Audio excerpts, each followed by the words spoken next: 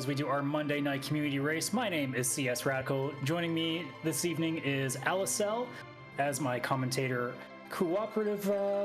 Let's go with friend in the booth here. We have also Dubword47 on the tracker, and behind the zeros and ones, Bad Karma on the restream. We got a very lovely stream for you today. A very interesting flag set. A lot of love in the seed for Valentine's Day, as mages and boss hunts specifically getting a lot of love. Allie, what do you think about the flag set we're looking at tonight? I am pretty excited for this. We don't see too many boss hunts, especially not with the upcoming tournament, and our mages don't get as much love as we'd like to have them get. This is notably Black Mage Redemption, where our Black Mages Rydia, Palom, and Tella and Fusoya, sorta, kind of get to shine, and our Punch Mage Yang to back us all up. Yeah, it's not quite a full-on mage, romp in this seed. I mean, I guess Yang kind of can be.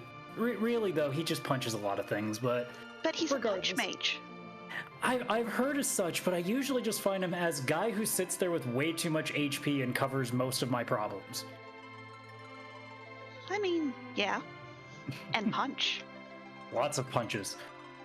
Otherwise, I mean, not too much in terms of, really, life-changing flags, apart from, obviously the characters we're not going to see in this run. I mean, Warp Glitch will be on. We have no J items in the shops is probably, the one really notable thing here. No dupes as well, but for the most part, everything's in relatively standard shape. Yep, we've got the Smith alt on, so we will get a random high-tier weapon armor item if we do turn in that forge. May not be the best one. It could always be a Dragoon Spear or, a single Moon Veil, but hey, Adamant Armor is on the table. And we do have some interesting early game boss hunts, but maybe not so early game in this seed. Well, I mean, we can already guarantee Antlion's going to just be at their proper home on the moon at this point, so. And speaking of that Moon Veil, we do start with a Moon Veil, a Fu, and a Porum. Well, it's not going to give them direction early, but they're probably going to be spending a bunch of time setting up and trying to figure out what things are anyway. The Moon Veil, more or less, is like, okay, at least I have some sort of a J item to help me in a real, pinch. But for now, no real direction. Obviously, we didn't want to see a Magma Key at start, and we're not going to get that, so thankfully, we're off to a good start. And we'll see where our runners are going to head. Looks like Digley and Nth are going to go ahead and do a quick check, see if there is a one of our boss hunts here in the D-Mist spot. Makes perfect sense. You got nothing but boss hunts, you might as well check them now. And ooh, almost the one of the two sprites that we would get, but not the right one, as that's the guards and not the officer, so. Seems Dingley is going to at least try to do it, though. Fu obviously needing some bosses to be clear to get those levels. Well, he has to grow up. He is little old man right now. He has to grow up to big, strong old man. I mean, with the way the sprite looks, he always does look like a little old man. It doesn't really matter what level he's at. And we see a very nice item there in the Watery Pass with that heroine robe. Yeah, that'll certainly make Porum's time a little bit easier for the next little while, especially if he can find a decent bow and arrow combination. Let Porum hit things. Well, Meme gets to stay alive for another stream, and I'm sure everybody in the audience is more than happy to see that. And a fun little flag that I believe our restream team decided to have on is T-Junk. So get your R buttons ready to discard all of this junk.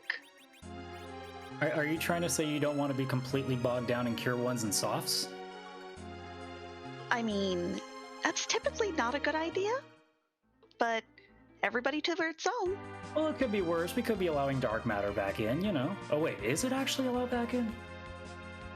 No, unfortunately, we can't have dark matters. Oh, that's just a shame.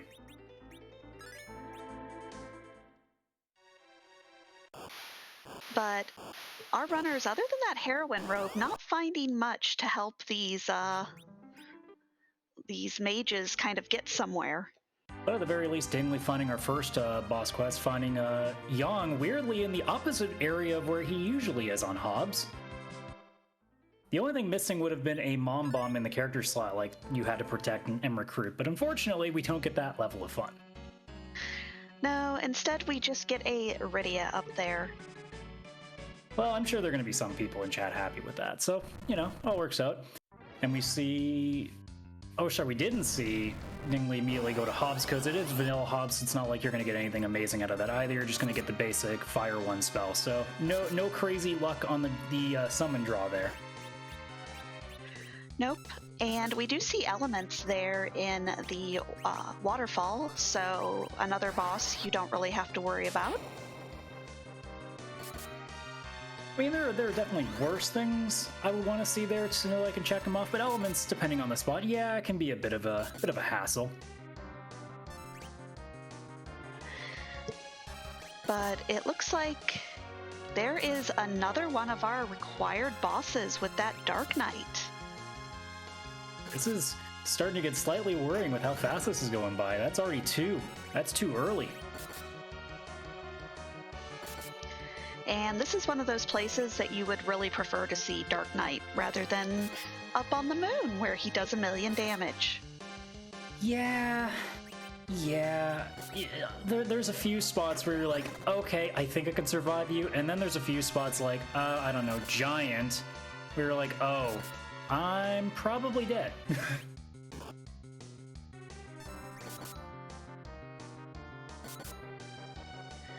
But we receive a rat tail for our troubles here in Antlion. Unfortunately, no hook, so kind of a dead key item right now. Dr. Dingley's not too upset, though, knowing that he's already gotten 2 quests done with, what, not even 5 minutes into the seed? Yep, this could turn into a very, very fast series of events if all of the bosses are in just the correct locations. I mean, it would be the ultimate Valentine's Day thing. The most loving thing to give our runners is a seed that takes less than an hour. Maybe even 30 minutes, depending on the locations.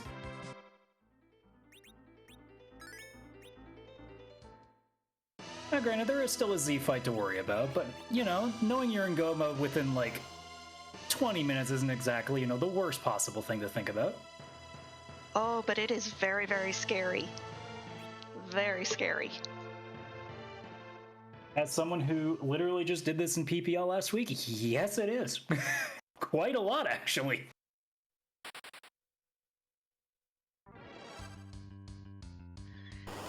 But today we see, ooh, a sparkle here at Fabool. Oh, hi, Floaty Eye. Womp, womp, womp, womp, womp. I will admit I like seeing Plague early, although this is going to be, depending on what Fu spelled, I didn't even see what spells Fu has yet. This is going to be a weird spot. Yeah, that Plague has places to be. Does get the life spell off on that Rydia, but loses everybody else. Yeah, it doesn't look too good at this point. That's probably going to be a wipe on that. Yep. That was probably the fastest I've ever seen that count go down. Yeah, that was something else. That was very stressful to watch as someone who is already stressed on normal Plague fights. As Xenocat points out in chat, having a fast anchor there is very not good. I mean, if you can hit it really fast and kill it, maybe, but yeah, in that case, not so much. Yeah, if this Fu had something like Nuke, it would be great. A Fu Nuke at 600, my god, that is the dream if there was ever one. But it looks like some of our other runners are finding some cute little items. I saw their Sylph there in the shop. I saw some Mute Knives. Mutant Knives being one of those sneaky items that actually does raise your black magic stat. I believe Warlink found a Gaia drum. That could be helpful with some bosses. Yeah, it'll definitely at least give you a good start to the fight, getting a good chunk of damage off at the beginning, especially if you end up getting a fight that has a few more enemies, say a Maga Sister or something like that. And looks like Dingley is going to go ahead and take this Elements. Yeah, maybe just wanting a few more levels, seeing what you can get off that foo. Well, I'm going to go ahead and use the Reflex strats to bypass all of the other phases of the Elements. And, yeah. He's not hitting real hard. Does get cursed, though. Well, there's the new thing I get to learn today. Didn't know that was a thing you could do.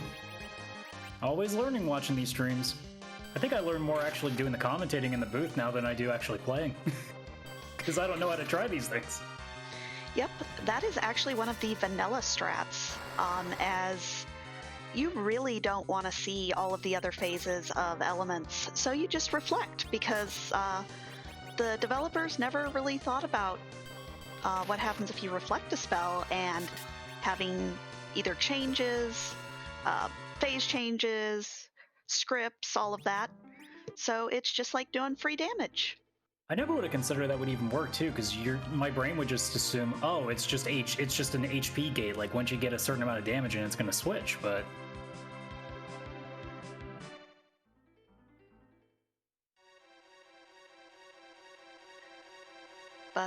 looks like Dingley is going to give this Fabul a try. Does have significantly more spells. Has Virus. Dingley is going to get through this really fast. Yeah, that'll definitely hit hard enough that you don't have to worry about speed. One shot, yeah, that'll work. And Asuka getting the little speech from Rubicant. You don't always get to see that, because usually you overkill Rubicant by a couple thousand, but places like here where you're still pretty low level, it happens sometimes. Yeah, it always catches me off guard because it happens so rarely. You keep thinking, oh, did I just do something wrong? And then you realize, no, you just hit the gate that time. Also an Adamant out of Fabul, so again, no help there, so that's going to leave Baron in, which Asuka might be finishing shortly, or Ordeals at this point. Ordeals having the advantage of being 3 more bosses. Yeah, usually your runners will sometimes choose to fade Ordeals, but when you have nothing but boss hunts, well, seems like the best option at that point. Could you imagine if it's Officer into Octomam into Antlion up there? I can imagine it. I really hope that's not the case. That would be too much fun. And then a Darkness Crystal. Ooh. Your fantasy booking is scary and I like it.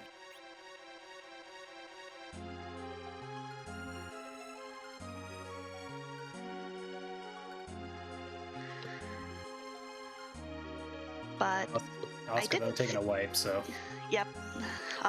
Mom Bomb is rude, especially in those early game spots, because she gets like 10k more HP than everybody else does, and that's just not fair. Yeah, most Mom Bomb fights are like, okay, which kind of rude do you want? Do you want the you're going to die rude, or you're going to take like 10 minutes to do this fight rude? I don't know which one I hate more, actually. Well, and Mom Bomb is one of those fights that Moon Veil will not save you. Because those baby bombs, well, not the baby bombs, but the explosions will still kill you. Yep. I've learned that one the hard way. So did Nuke I. and Quake on that level from Dingley. Ooh, that's a lovely pickup for spells. This Mom Bomb about to have a very bad time.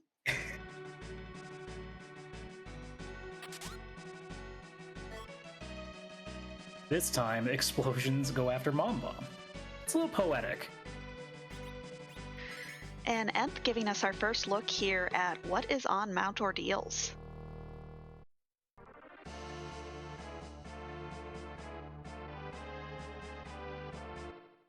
Oh, oh, oh. Yay! All right. Pain. And Nth is like, nah, I'm good. And Dingley getting the hook from the Baron Inn. Oh, so Rat Tail's gonna get some usage early.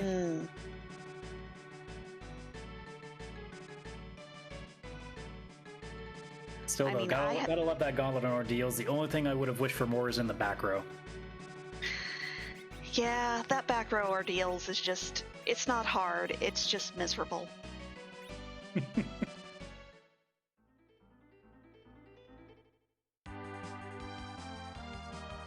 But I have a general rule that if I get a hook, I am checking everything else on the overworld before I take that hook route.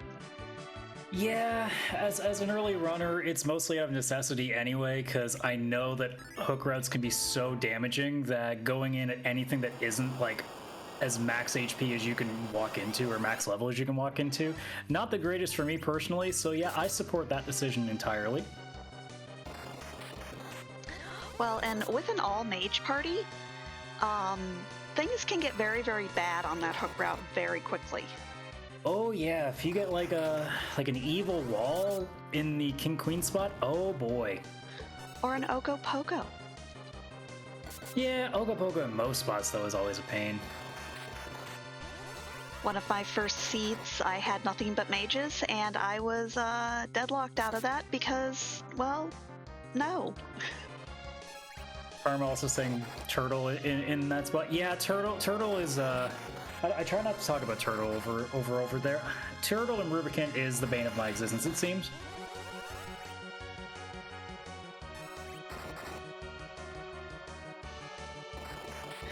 And Warlink getting the bad news about all of these ghosts up here on this mountain. Yeah, in the meantime, Asuka about to finish that karate fight as well, so that'll catch everybody up to the same 4 or 5 completions. In the meantime, I thought Dingley was looking at Evelyn, but no, has gone back to going to Ordeals for the first time, so he's about to get the same bad news. Except doesn't he have Quake? Okay, so sort of annoying news.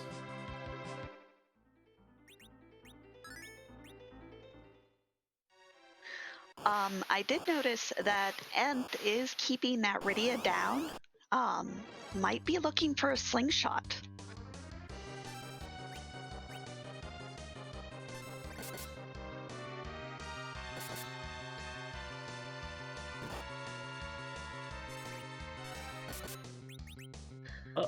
As we see Warlink and now Dingley about to go through the gauntlets, you're going to definitely see, like you just said, how much Quake is going to make a bit of a difference in this fight.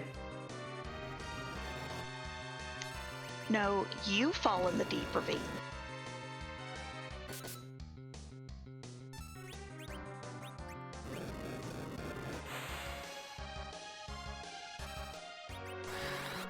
I do also know that I think it's the spirits absorb fire, but everything else is weak to fire, and it's super annoying.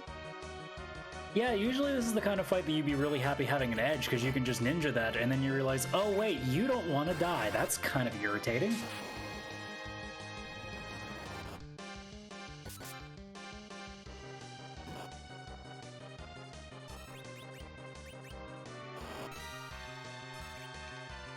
And we see Nth going with a little bit of a different way on the elements, is at the Valvalus phase. Valvalus has had a bad time with that Lit 1, and gonna get more levels on their Foo. Yeah, that virus spell, and they'll probably go back to football now to take care of that plague fight. And Asuka getting that Sylph off. Sylph is huge for Rydia. That takes care of your early game healing, does good damage. I believe the Sylph glitch is on, so it's free to cast as long as you've got the 25 MP. Yeah, well, certainly come in handy for the upcoming fights too, especially this gauntlet that everybody else is going through. Depending on if she has Quake by the time we get to that point. But at least you know you're going to keep your party members a little more healthy as the fight goes on.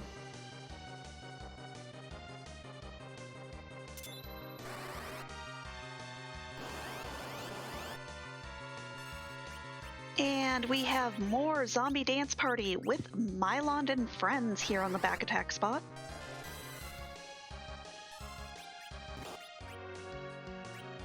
But have you met my friend Quake? Yeah, I feel like that dance party's not going to last very long.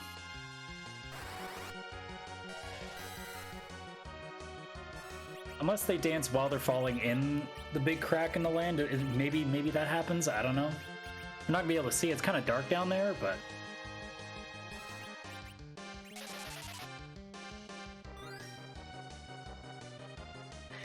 and Mylon, like every 30-something, when they wake up in the morning, oh my body.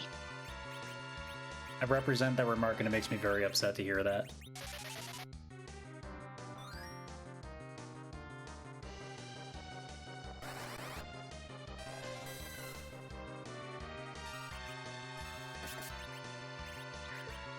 And doesn't look like Nth is going to get enough, well, maybe with this virus. Can we do it? Can we not get bombs? No, we got bombs. Ooh.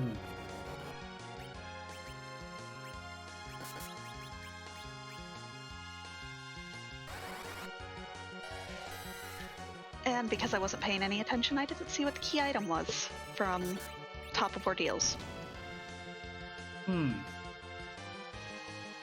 I did not either.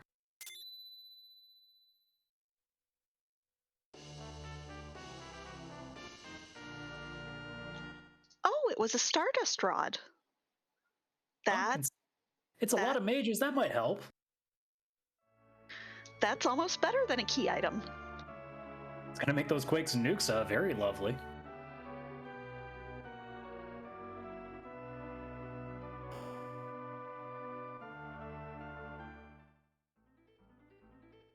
But thankfully for us, and unfortunately for our runners, not a single boss hunt was behind those three, so depending on which way you look at it, a lot more work to be done still.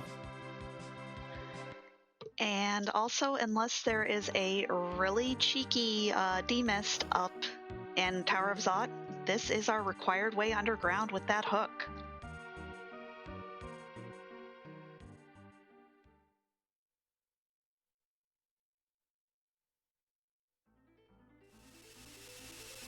Oh, now we get to talking about all those things that we were mentioning earlier about doing as much as you can going into that hook route. Well, I guess we're really hoping for something good on that character, but then you have to stop and realize, oh wait, no dupes, so there's definitely not going to be another Fu, and anything that punches really well apart from Young is not going to be available, so yeah, that's not going to be much of an option, is it? Yeah, best case scenario will probably be a Rosa.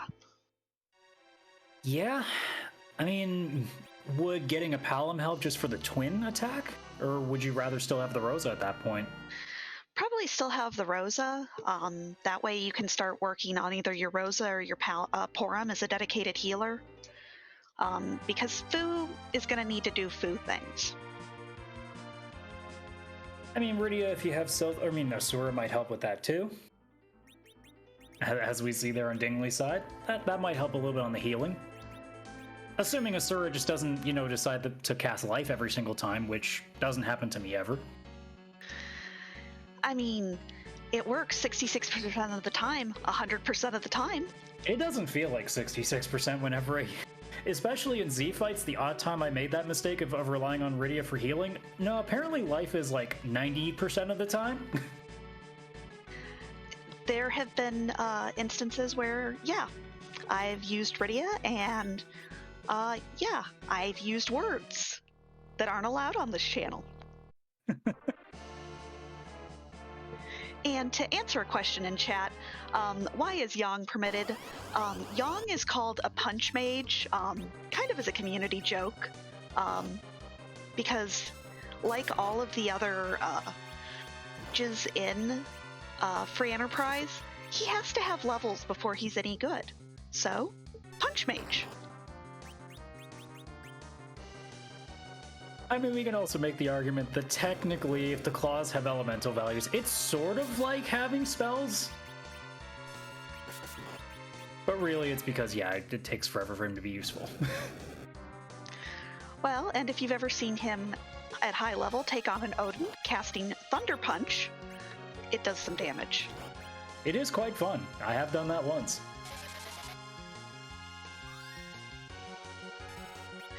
And Berserk now pointing out it was probably to help mitigate against a Valvalis softlock. We didn't think about that, I guarantee you.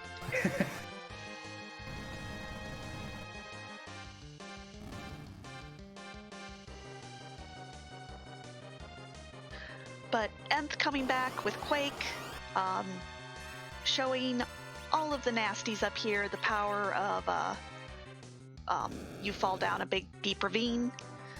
And yeah, I suspect we will see Nth finishing up this ordeals quickly.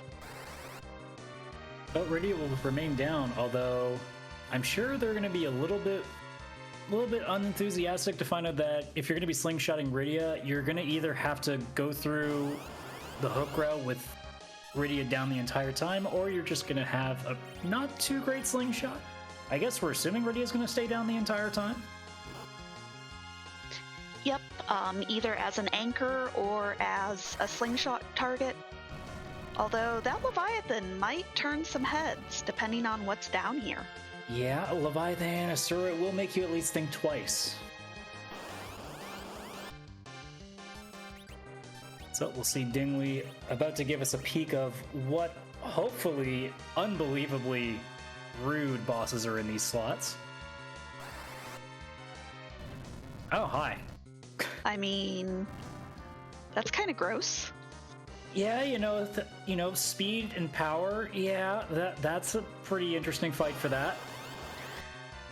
Folks, PSA, do not put your calamari in the microwave. It doesn't work out well. But I guess Nuke kind of solves the problem.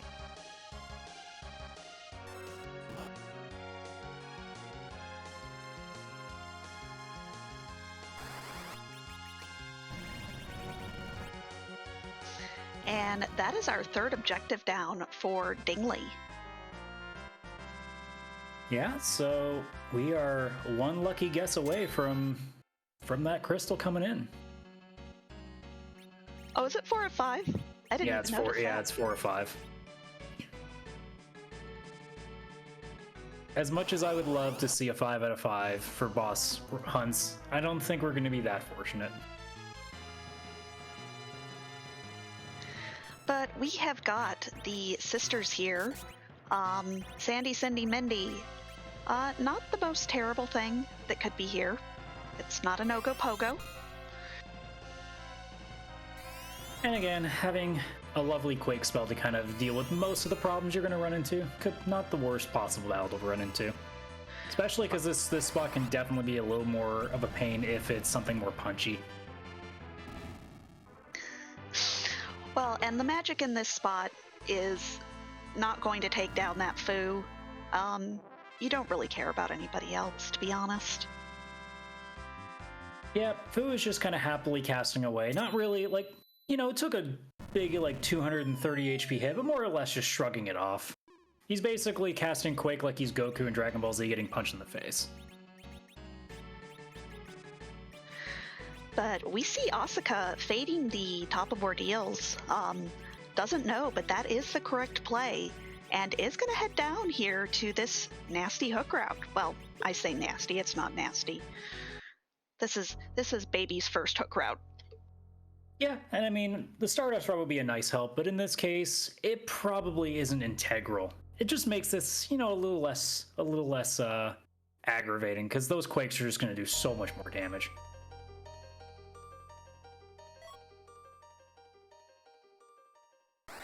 And it was a Palom that we picked up from the hook route. So Twin is on the table. Another one of those things that does bypass a lot of counters. Yep. And I just noticed too, thankfully, and I imagine this is why she went immediately to the hook route, having that Nuke and Quake spell probably just made her think, okay, I have what I need to get through this, unless it's something really really rude.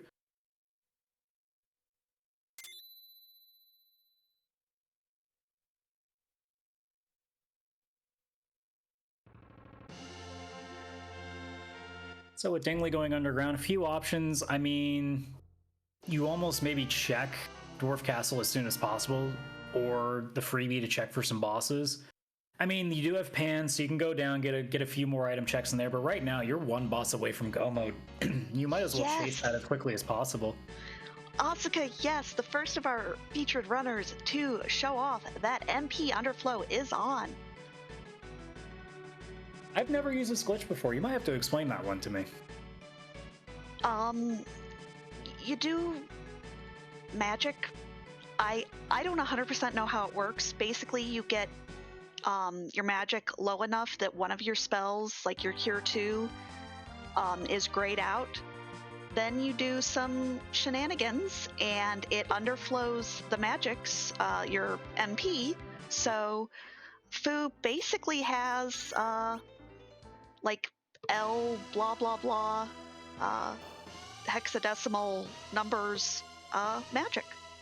So you're saying that Asuka has all the nuclear launch codes right now?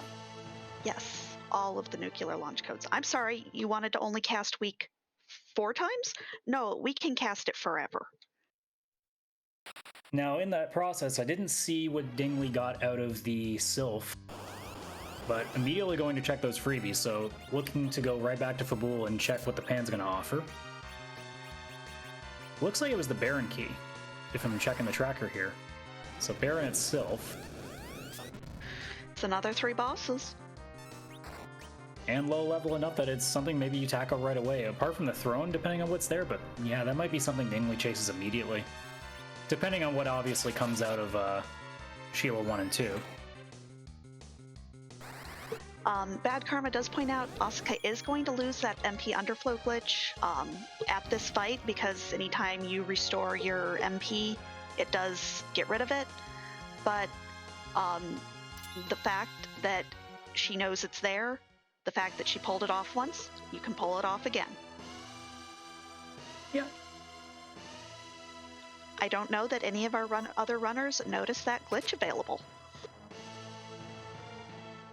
Also, we see Pass and Tower Key out of Sheila, so definitely some more boss fights to look at. Super Cannon, pretty much a freebie, so quite a few options to go with. We'll see what Dingley decides to choose first. Looks like Baron from the direction he's taking.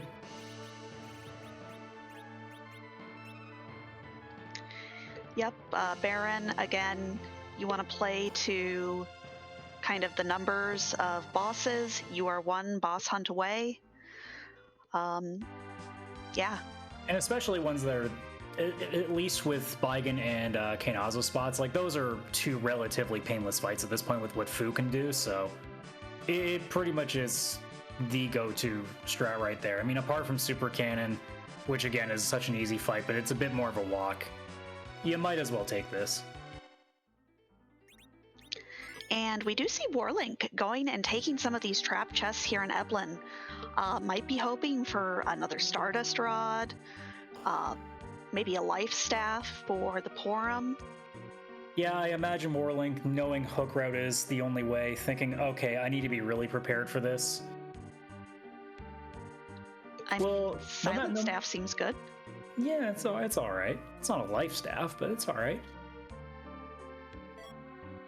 I mean, it does have the same amount of wisdom, or is it will? It does have the same amount of white magic stat.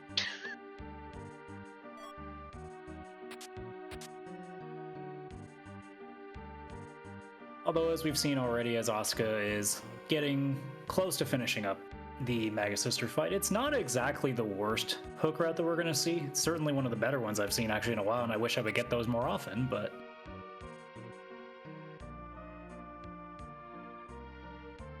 well... And pulls a Leviathan out of a Grimoire. Why do I never get Leviathans in a Grimoire? Yeah, usually it's either Odin or a Chocobo. It's usually never anything you really want. Also, the Deep Ravine ended up just exploding there in the Baigen slot, so that didn't take very long.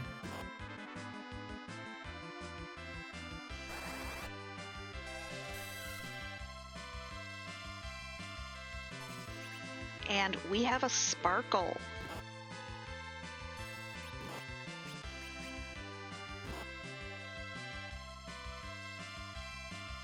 Blarg! Well, I think Witchburn is on, so it's not an immediate nuke. Oh, hi, weak.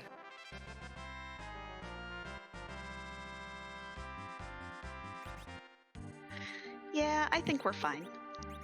Yeah. I mean, unfortunately, with Witchburn on, you don't immediately freak out at Wyvern now, unless it's just a really unlucky spell that gets thrown in there, but generally speaking, especially in this spot, it's not the worst possible thing. No, I remember seeing Wyvern at the top of Giant doing Needle, and it was doing about 4,000 per person. Oh god, that's terrifying. I will hope for nothing even remotely close to that. The worst I think I've ever seen was just Toad in the mirror room, and it was a one-on-one fight for Sea Hero. That was fun. And it looks like Oscar doing the same thing that Dingley did, going straight for the pan checks. And obviously, we'll see a similar outcome with that Baron Key, Tower Key in the pass. And today we had a Rod and Sheila holding back the walls.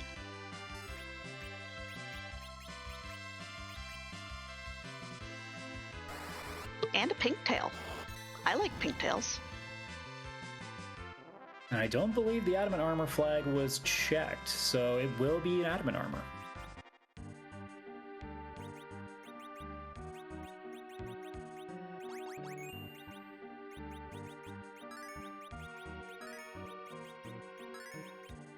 Now, having on post-hook route, it's not exactly the time you want to see it, but I don't think there really is a bad time to find Adamant Armor. Well, and one nice thing about finding a late Adamant Armor is you're kind of more comfortable about who you're going to put it on, versus if you get it early, because you really don't want to take it off. Yeah, that's very true. So we see Oscar doing a few more item checks, going to the Cave of Monsters to go check that freebie. Hopefully finding one of those 2 remaining bosses down there as well. And Dingley only finding Dr. Luggage down here. Now, interesting that he decided not to do it, maybe just not ready to take that fight, or maybe just not wanting to in general, but that also could just house an item that leads you to where you need to go, so, because K-Summon is on. Might just be face checking whatever is left. Yeah, I mean, you're thinking all you gotta do is find one boss, you might as well cover your bases first. And considering that he's got towers still to check, he's still got Cave of Monsters to check, which I didn't catch it on Oscar's side because I wasn't looking, but it seemed to nope right out of that. It's a door, and it's a D-Mist. Oh! Now, thankfully, the D-Mist is in the Asura spot, but that door is gonna hit hard and have places to be. Yeah. You know, we were talking earlier about how door in some spots can be a little bit rude. That's definitely one of them, although most things in the king spot can be pretty rude. And then we'll get some more boss checks by the look of it, as Dingley is also checking out Dwarf Castle as well. So we're going to have a pretty good idea of what's left on the map here. We know that neither of the objectives are going to be in the Cave of Monsters, but we do have 2 that we can look at here at Dwarf Castle.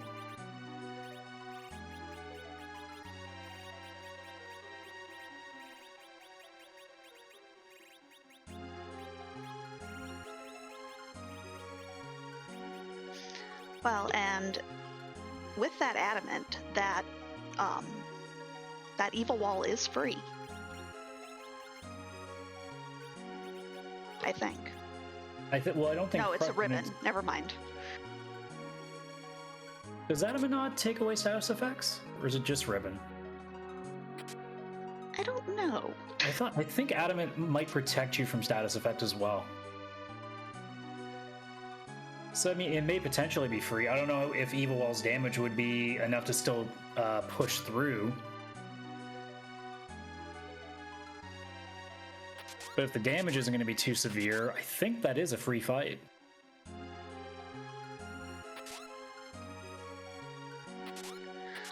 But it does look like Nth is happy with what they found in Eblin and is going to go ahead and take this hook route. Oh, there's the turtle.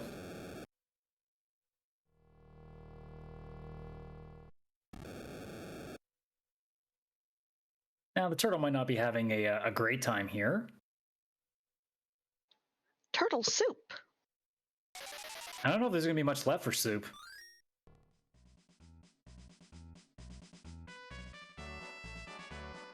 I think it may have all just disintegrated.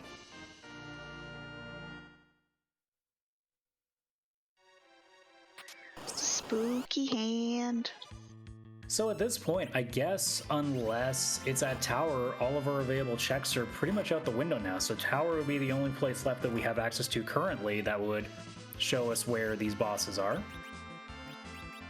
Unless the dwarf castle gives us something here to work with.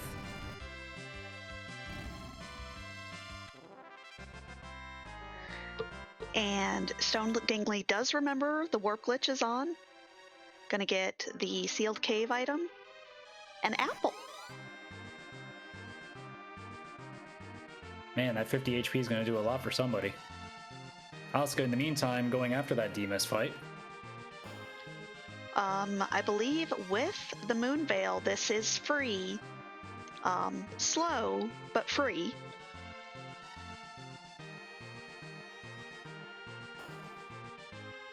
And the people are going to have to decide whether we're going to get something, because Dwarf Castle was hiding that harp. And now we are all screaming at our monitors, being, please, please let one of these two be at Twin Harp, so it's almost integral. It's not quite integral, because like we said, it's only 4 or 5, but please at least give us one of them.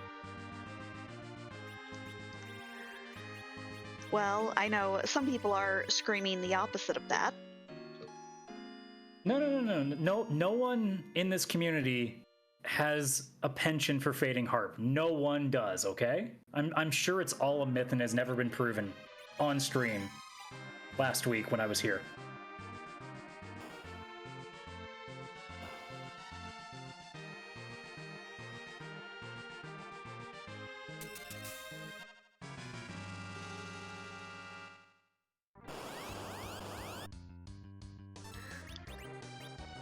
But we see both Nth and Warlink heading down this hook route. Shouldn't be too long before they are also in the underground. Yeah, we're about to see some fried calamari go into the ether, and then not too long after that, a bunch of sisters that are gonna have a bit of a time trying to claw their way out of a massive deep ravine.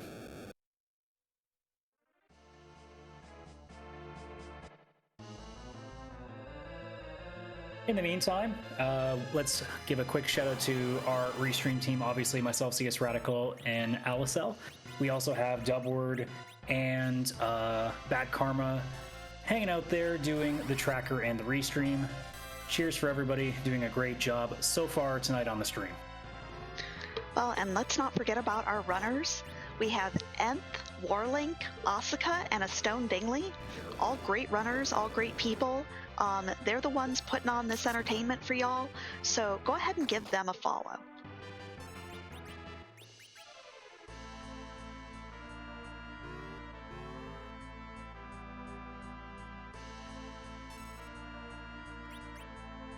So speaking of our runners, Dingley looking to start taking on those King and Queen fights. We'll have a even better time having the admin armor on, which Asuka, because she hasn't checked the pan yet, has not gotten to that pigtail. Or no, sorry, it was Baron that pigtail was at. Yes.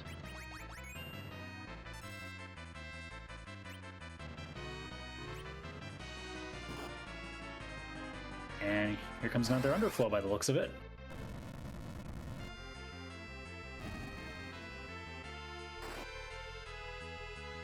So, yep. 2 of our runners have pulled it off now.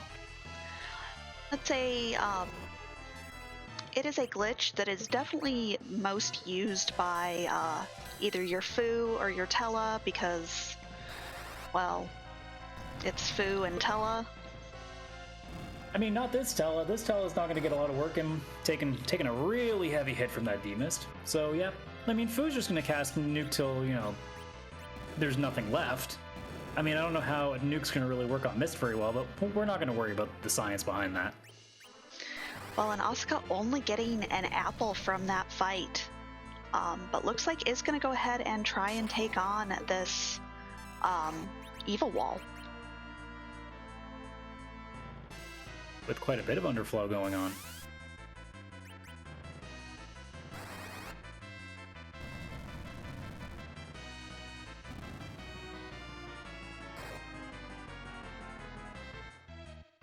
And then Dingley just swag walking into that second fight while Asuka's gonna go save first.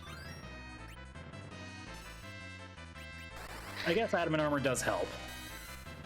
Yep, Dingley knowing that this is basically free.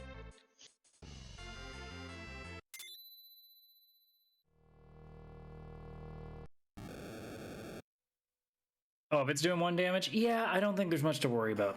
I was sitting there thinking, like, that it would still be a little bit punchy, that it would at least do some amount of damage, but nope, just 1. Not even a 2 in there. So we're definitely going to see different fights between Dingley and Asuka with this, one having the Adamant Armor and one not. Well, and I didn't see this from Warlink's diving of Evelyn, but did pull out another Adamant Armor.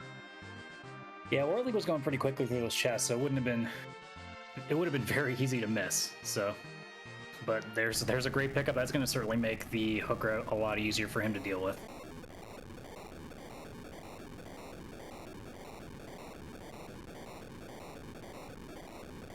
Yep, Asuka gonna nope out of that evil wall. We'll be more pleased to find that Pinktail not too long from now if she heads to Baron sooner than later. So it's not like that fight will be immediately or something that you avoid for the rest of the run, but for now, not the easiest thing to do with the current equipment that she's wearing.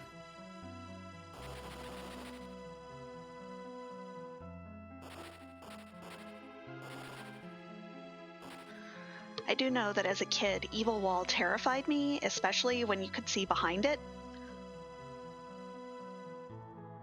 Because then I knew I was in trouble. Yep.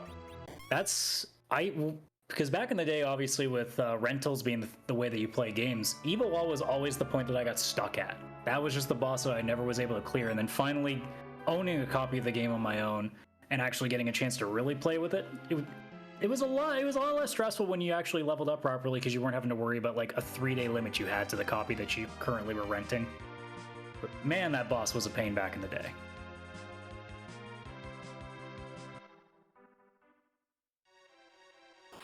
But unfortunately, not getting anything of real value from that Evil Wall. So I guess at this point, unless Tower's hiding something, maybe that Twin Harp is going to start coming in handy for something. Unless that D-Mist check, actually, now that I just think about it. Well, and hopefully Asuka doesn't forget about the D-Mist, since it looks like she is doing a little bit more underground. An Earth Crystal out of D-Mist, so that's 2 more bosses there too.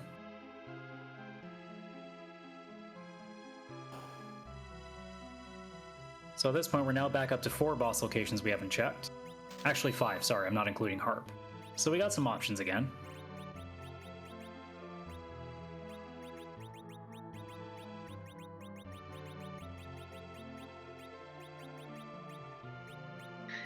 And it looks like we'll see if Dingley might be checking the treasury. No. That's just mean. I took that personally. Bit of a psych out there.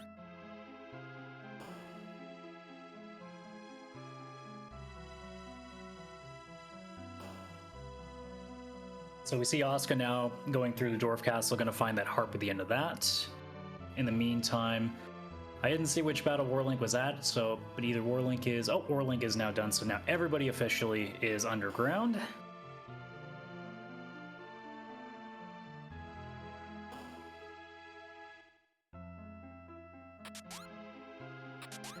And looks like Nth. Are they looting, or are they going to go ahead and try the fights down here?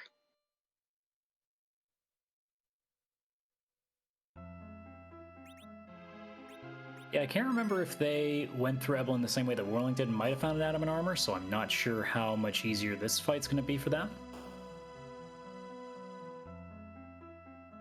I guess we'll find out shortly.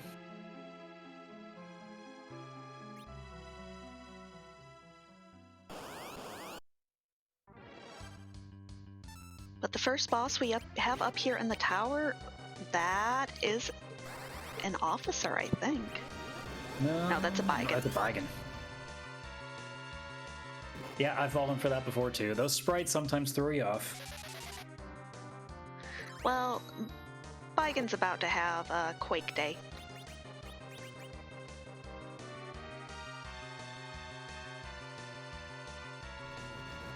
I mean, show of hands there in the chat, how many people have had an officer or a Baron Guards quest and saw the sprite and thought you had it and then realized that that was not it? I mean, especially back in the day when the colors would sometimes get messed up. Mm-hmm. And you would see a red robe at the top of tower, but it was actually a purple robe. It's also really interesting. I've seen, I guess it's something that's very specific to the spot, because I see Oscar in Dwarf Castle. Whenever I see a red robe jumping around in there, I always assume that it's Dark Imps, but apparently in that spot, it's actually possible that it's elements, because for some reason, Mylon turns red in there. Yep. That has definitely also happened to me, where I've been like, yes, Dark Imps, I'm done, and then I see elements and I go, why?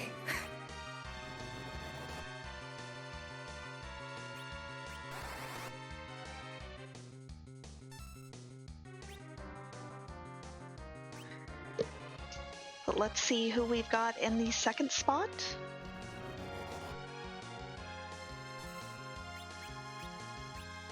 Ha! Golbez is about to have a really, really bad time. Golbez is going to have a bad time, and Shadow is going to be the most useless thing in this entire seed that we're going to see today.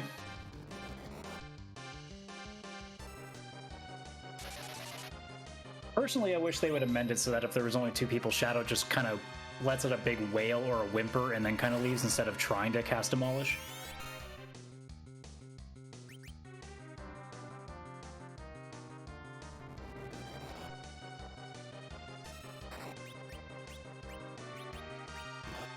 Come on, Shadow, you can do it.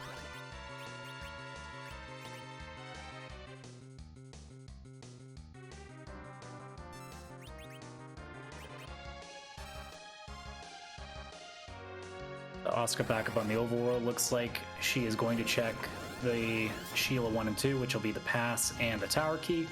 We'll see if she goes to Baron first or decides to channel her inner Edward and go straight for the harp. I would imagine Baron, but I'm going to hope for the harp. Well, and she does still need to turn in that Earth Crystal.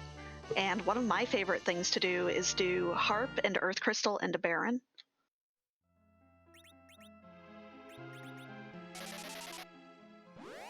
And then Warlink doing the same, getting those two Sheila checks done.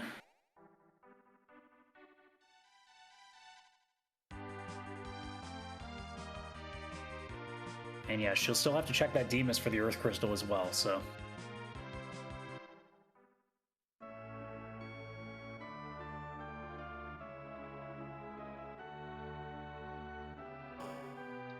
But only getting a life staff from the top of tower. Or from the top of the Zot tower. Well, that puts us back to lower tower and Cave Magnus again.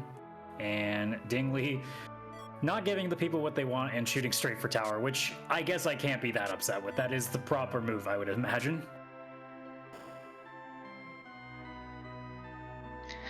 And Asuka, wanting to get revenge on that alt gauntlet, comes back with a very buff Fu. and gonna get these 3 spots taken out quickly. Now, unfortunately, it's not going to elicit anything apart from the Stardust Rod, but again, it's 3 boss checks at that point. You have to go there, so 3 pretty quick bosses. Well, minus Gauntlet, it's not exactly that quick, but mathematically it just makes perfect sense. Just in this case, it didn't work out. It's kind of the price you pay for having 2 really early objective completions at the start of this run, and then 1 obviously along that hook route. And we've only got dolls here. Is this top of tower? It's a super cannon. Yeah. So still not what we're looking for, but could have a key item of the Darkness Crystal. And that's really all that's left, unless, man, there could be some rude possibilities. Can you imagine 1 boss on the package and 1 boss at the Luca Key that everybody is warp glitched to? There are some fun things you can create with this at this point. Yeah, warp glitch with boss hunts is always risky. Now, thankfully, like we said, it's 4 to 5, so you know, you're sitting there being like, okay, maybe 1 is there. There's still 1 more I can go for. It's not the worst scenario, but it is one that's going to be in the back of your head if you're even paying attention to it. Right now, I imagine our runners are just sitting there being like, okay, I still got checks. It's fine. Don't have to worry about Luca Key yet. Which is why I'm kind of hoping that top of tower elicits that. Does look like Dingley isn't going to take on that top of tower, though. Probably opting to check the item first. Otherwise, I would be surprised why he isn't. Again, might just be trying to face check as many boss spots as possible. Knows what's at the top of tower because of Hook. Oh, it's true. Probably took a peek at it and we didn't see what it was. Oh, hi, Darkness Crystal. Wow. Yeah, I guess that's where we're going next. You know, you're only looking for 1 more boss, and there's 6, actually 8 potentials if you count giants, so, you know. Those are pretty good odds.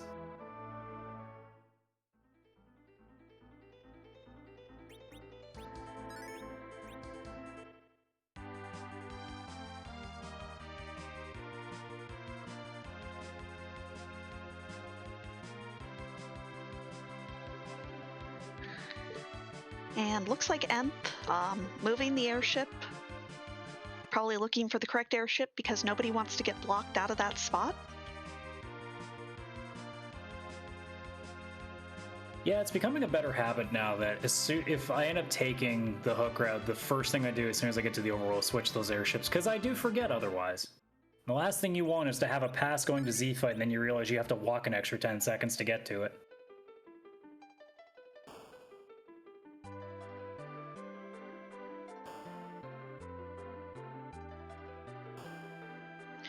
And looks like Nth is going to raid that treasury for us. Well, at least 1 person's going to be nice and not psych us out on it.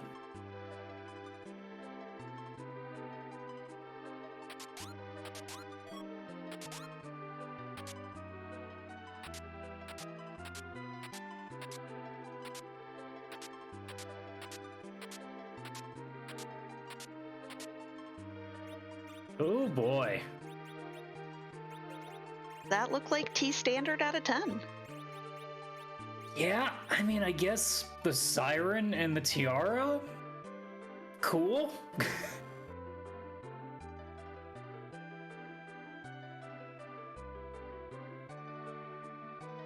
I guess without knowing it, Dingley made the right play to completely skip it. And speaking of right plays, taking a guess going giant first, so we'll see if that pays off. This may also be Dingley's grind. That is true.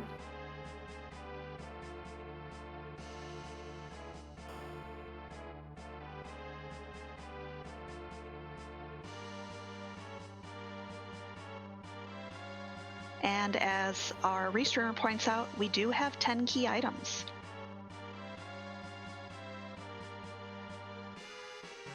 A grind and an objective, that'd be a heck of a bonus. but that's a Sparkle.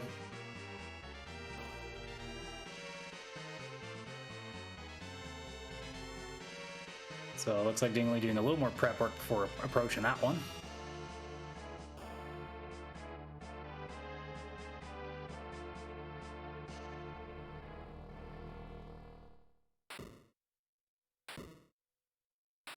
And a bit more underflow. Well, nobody wants to throw ethers. Those things are expensive.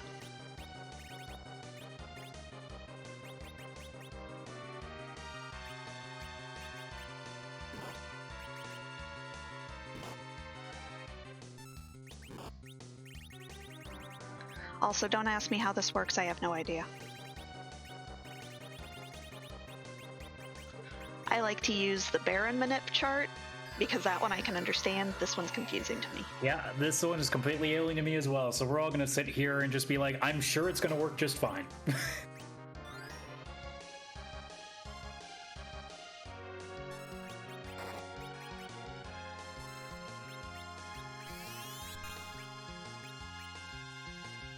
Meantime, we got Asuka and Nth in Tower of Zot, while we have Warlink doing the lower tower.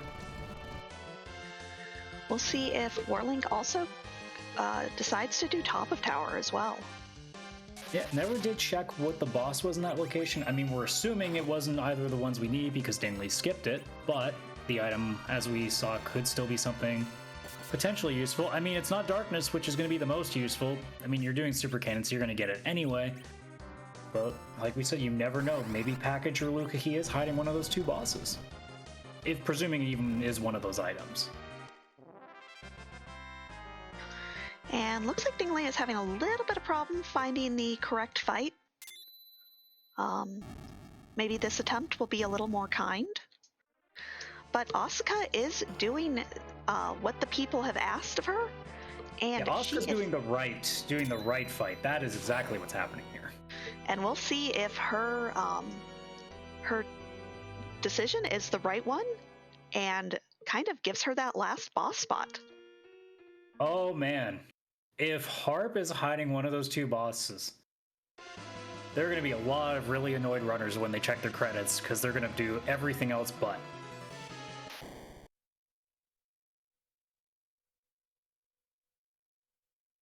Also, I would expect nothing less from Asuka going to the Harp route. It's just canonical. It makes sense.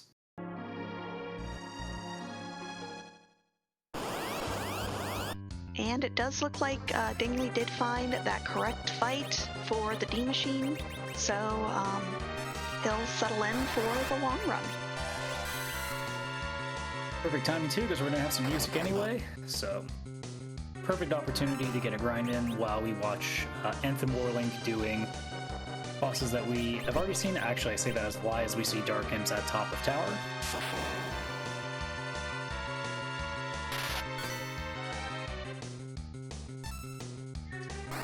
But we, as the commentators, will go ahead and zip it. We'll see you on the other side.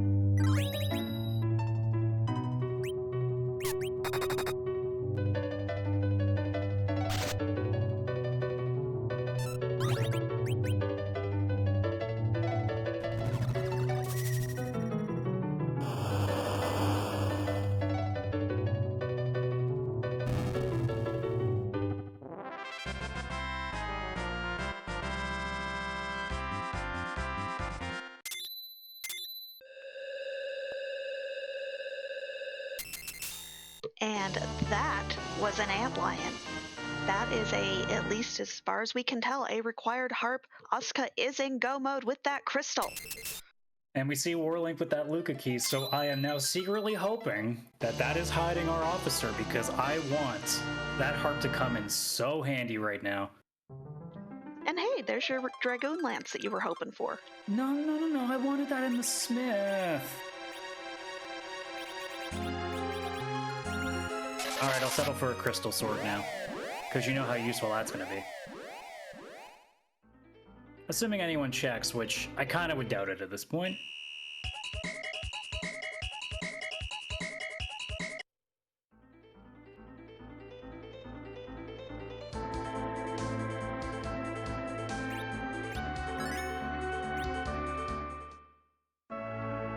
But I didn't see, did Dingley finish their grind? I would assume so. I did not see for how much.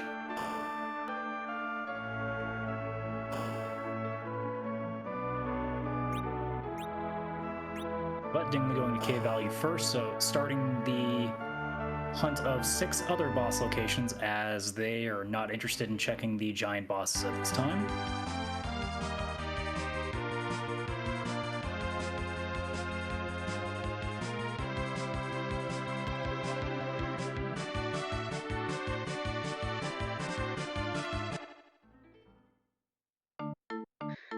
And it looks like Asuka is looking for something very specific in these shops.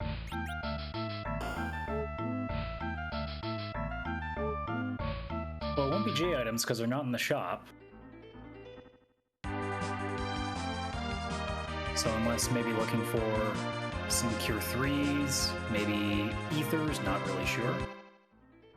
But if it's Star Veils, it won't be in there because I believe they aren't in the shops because J items are turned off for the shops in this seed.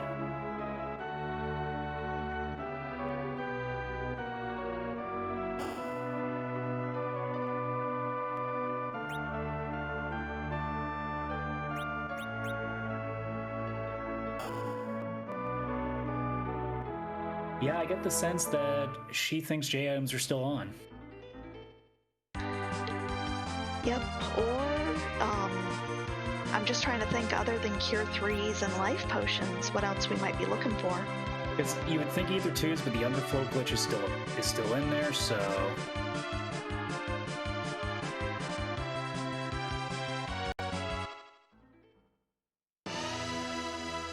Oh, you can't underflow on Z? Thanks, Karma. Did not know that. I mean, I barely know anything about the glitch, so...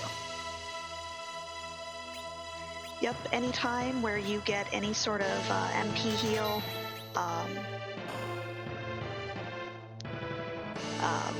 the glitch does get reset. So it looks like it was Ether 2s as she bought a stack of 10 there.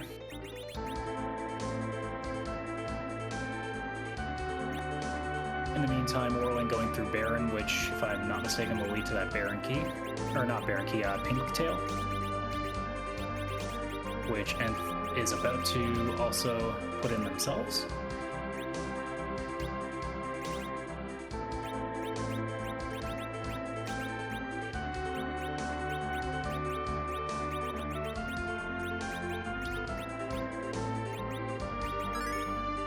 So now we see Dingley doing that moon run, so 5 more checks here on the LST. So still looking for that officer, which is the only thing remaining, as we know Antlion is sitting there at Twin Heart. Yep. Now something could be in that second spot on Giant. That is true.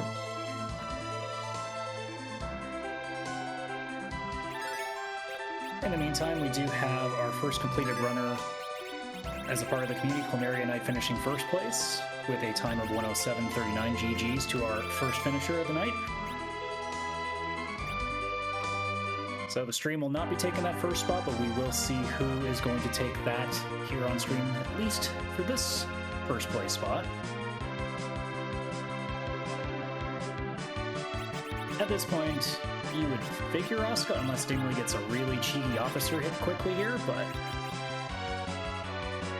I think Asuka is trying to figure out the best way to grind? Oh, Well, as I say that out loud.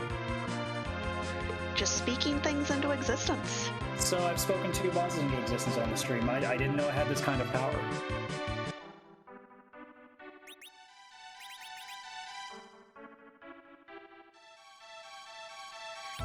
And since Dingley's grind is done, I suspect we're going to see very quickly heading down to Zeromus. Yeah, I think that may be the case. Oh, hey, a white sphere. That'll be useful. Oh, it looks like a swag log down to Z. But I do believe it is time that we start asking a little bit of a question.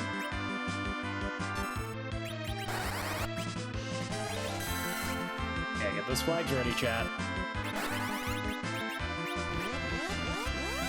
And for those who might be new to the community, we love to randomize everything we can. We randomize the heart music, we randomize where the bosses are.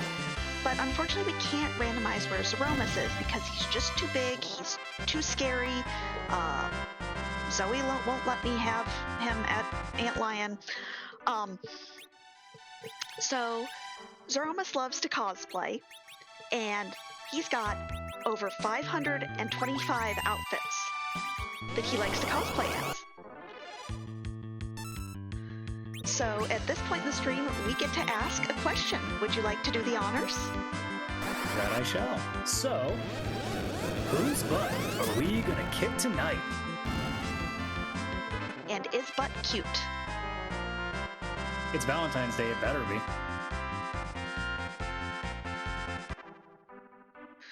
I don't know. It could also be half-price candy Eve.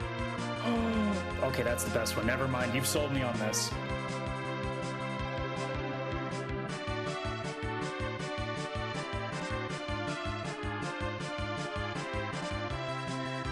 But we see the shake.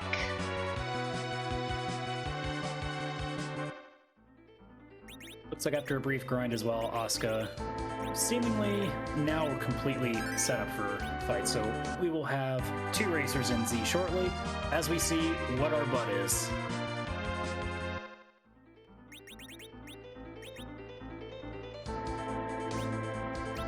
That is not very loving.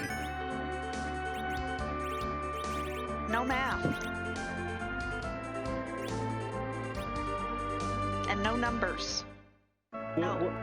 When Ali said 50% off, we didn't. No, it wasn't an invitation for number Z.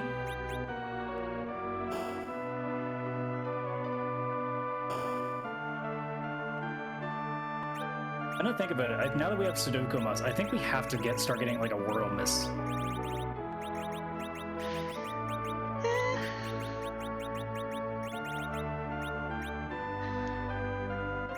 I mean, Scala, you could probably solve this.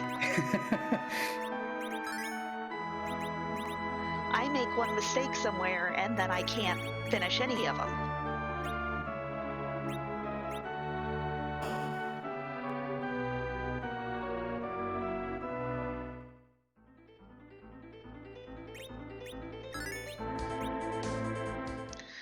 But I suspect we are going to see a very quick kill here. Reflects are out. We're just going to reflect all the nukes. Even Tella's alive right now. Yeah, you know things are going well if Tella's still hanging around. We'll see how long that happens after this big bang.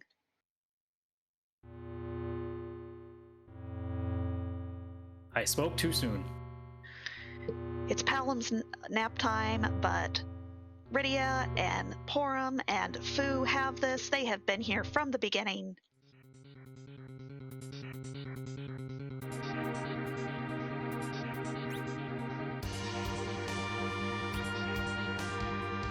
Palom wants to sleep. Well, Dingley doesn't seem to want him to. Now, Tella has taken an extended nap. I don't think that's changing. No. But it's never a good idea to wake up a 5-year-old from a nap when it's too soon. I have no experience in the matter, so I will default to the person saying that.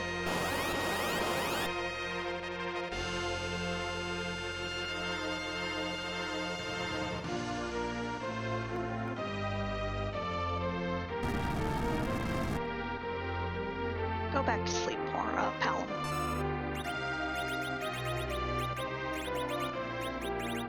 Oof. I got 2 5-year-olds sleeping. This is a little spicy. Yeah, this is gonna get a little more interesting now.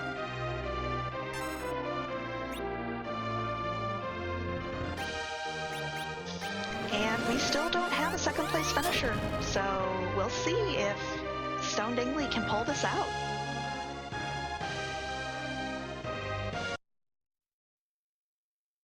Gonna be tight, but damage rolls should be pretty close from where we're at. There's the nuke.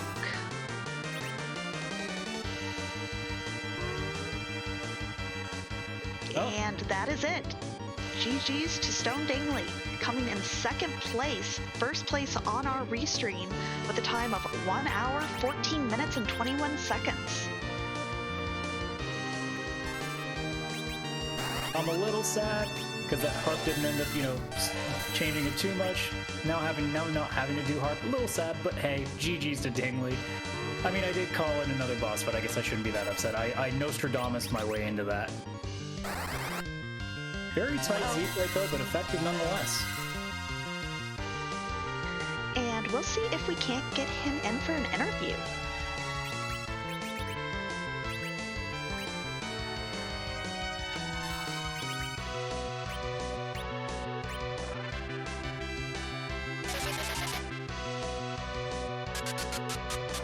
As we say, and finishing up at lower tower, gonna get that darkness crystal, so potentially going towards that officer soon as well, since they do not have the harp that they've gotten from Dwarf Castle yet, and I get the feeling they won't go that way for a while. Ooh, the dreaded land in the little 1 pixel area that you can fall into. I've done that before. It's a little, it's not the best feeling in the world to do that. The key is to save when you do it, so then it looks like it was purposeful.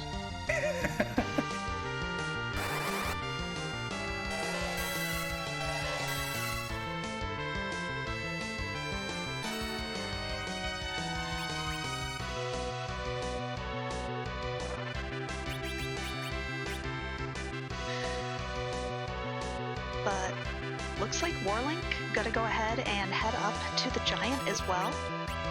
We'll see if he's looking to do a grind or seeing who's up here. You don't even know what the sparkle was in that spot, because Dingley noped out of it before he even had a chance to see who it even was.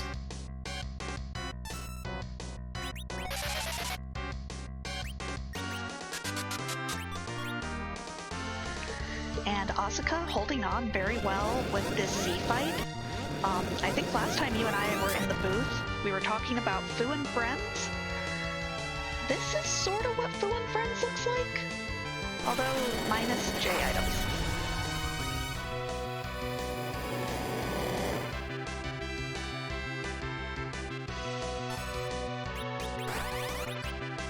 I was about to say working pretty effectively, but all of a sudden, 3 people taking naps.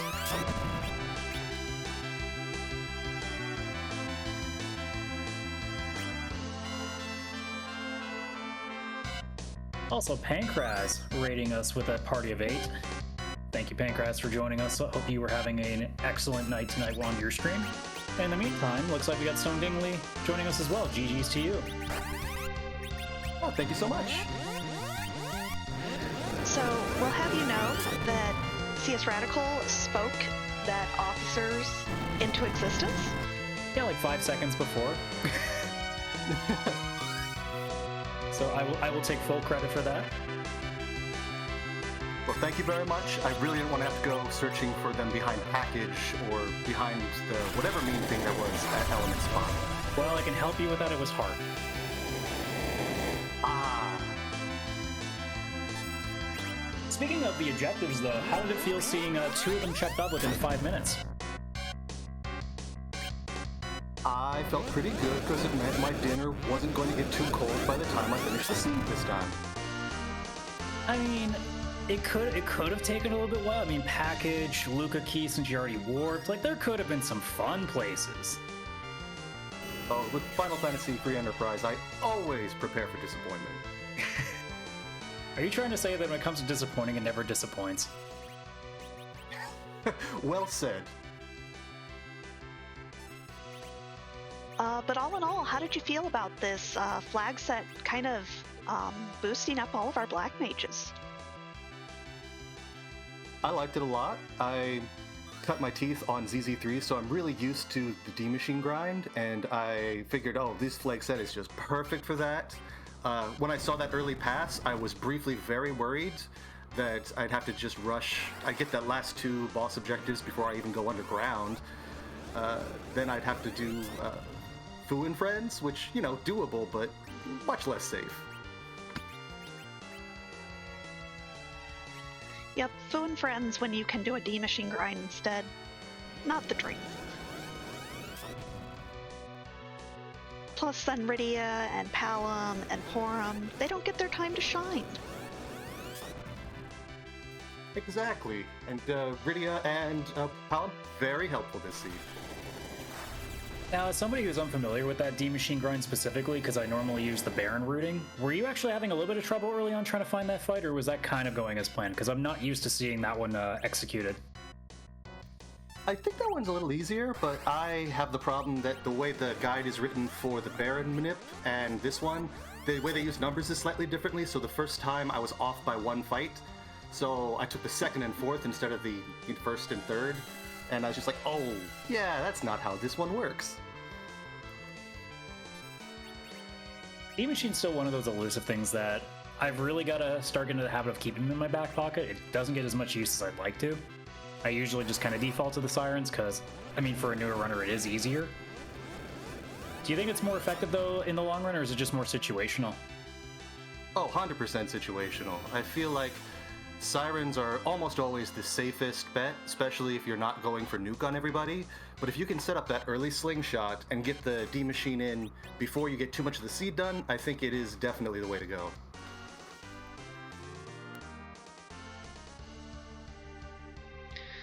Well, exactly, because then you can just start, like, running through anything you come across versus having to figure out, okay, can I take this? It's gonna take me 10 minutes. Oh yeah, there's nothing quite like the feeling of going down the hook route, seeing Kainazo right there at Rubicant, and then being like, you know what, I have darkness. I'm gonna go grind up, get super powerful, and come back and laugh at that turtle. Those are music to my ears. Laughing at turtle? That's just the favorite. That's the best scenario in the world, which is why it's always nice when you see turtle in a really easy spot, because then you don't have to think about having to grind. But I suppose if it's a ruby turtle, yeah, I guess D-Machine is a good thing to have in the back pocket, isn't it? For sure.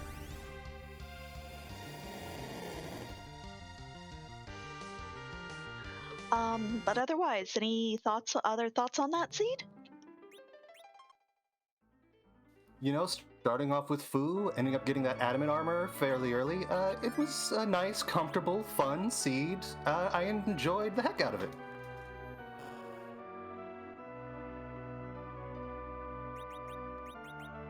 Well, good. This was kind of a fun little thing that the Restream leads put together. I believe, was it Bad Karma that kind of put it out there, and then somebody put it out there, and then we all kind of pitched in to have a fun little seed for black mages.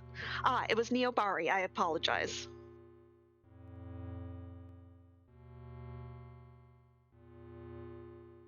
I'd like to thank them very much for the idea, because this was fun.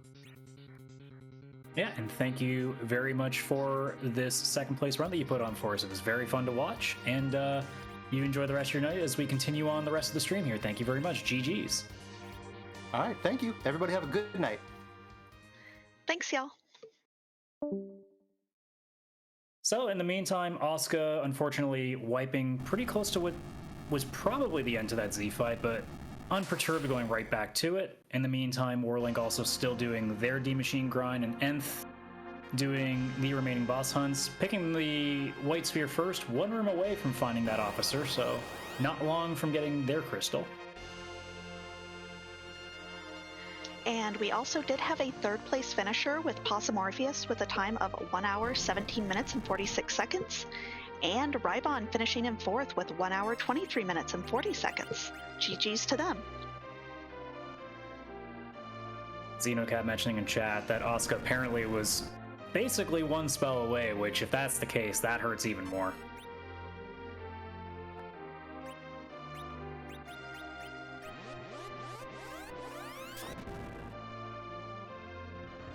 And as I say, there's Nth getting the officer fight, so another crystal about to come shortly.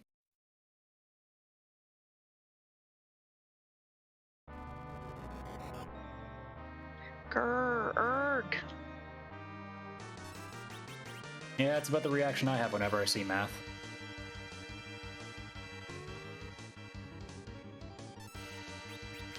But we do see Nth is in this fight.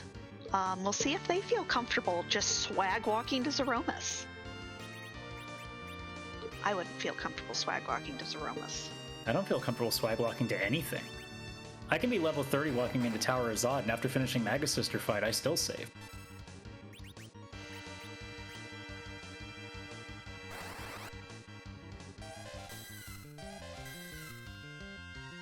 Looks like Whirling might be taking on, yeah, Whirling going to at least see what's at the element spot, which we know is a Sparkle, just don't know which Sparkle. We do have Ogopogo, D-Lunars, and Pale Dim left. Yep. D-Lunars would be the dream here.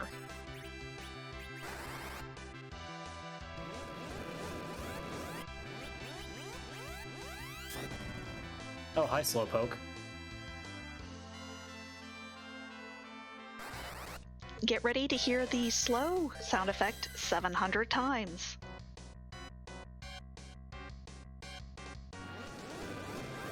Well, I mean, probably not, because I don't think a single one of them are going to use fight, are they? That's true. That is true. I mean, even the Punch... Oh, no, Punch Mage... Oh, no, Punch Mage is using power. That's different. Nope. Poor Punch Mage never got to show off his skills. So, Nth now with their Crystal, we'll see if they do a little bit more grinding, take a look for some more items and stuff. Otherwise, going to that Z fight as well.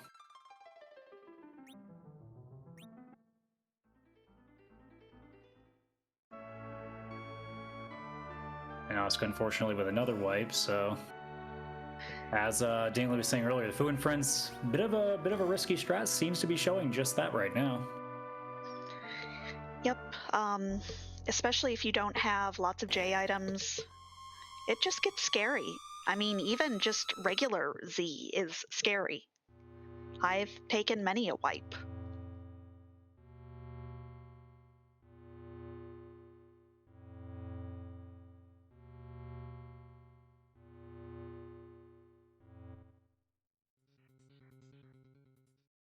Still holding up strong, though, just going right back in for more. So seems to think that she's got what she needs, just not getting the either not getting the rolls that she's looking for, or just quite not optimizing it correctly.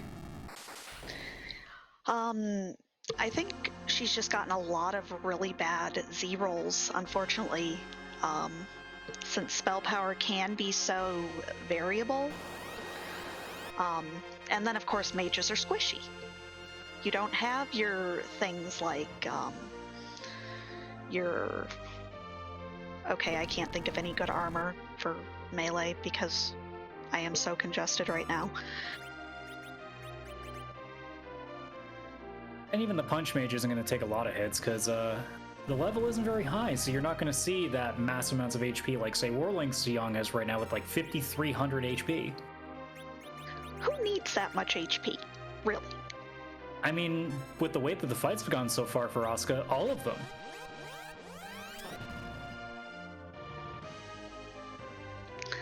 But Warlink getting the bad news, this is not where the last objective is, and is going to head back down the giant. Hopefully either goes straight for the ribbon room or goes straight for that twin harp. I mean, we would imagine it would have to be Darkness Crystal. I just I can't imagine any of our runners going to harp unless they have to. Seems Asuka's going to be the only one that gives us our music, and thank you very much for that.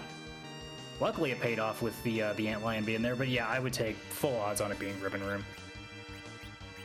In good news, though, we do have another finisher, Tybalt finishing in 5th with a time of 1:27.09. GG's to Tybalt.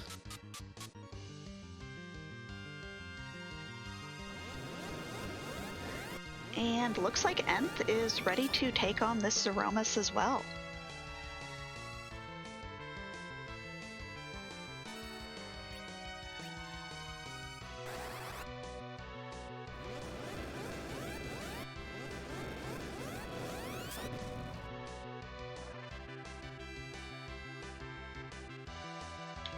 But looks like Warlink is going to check cave value, is not going to find the value here tonight though.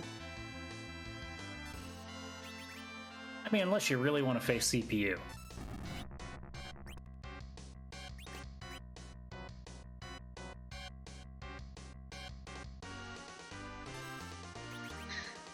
I don't think anyone ever wants to face CPU.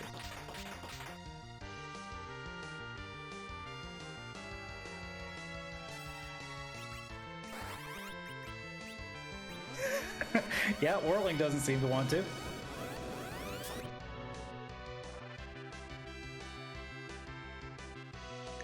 I did enjoy the little twin spell from the Palom and Porum. They're helping.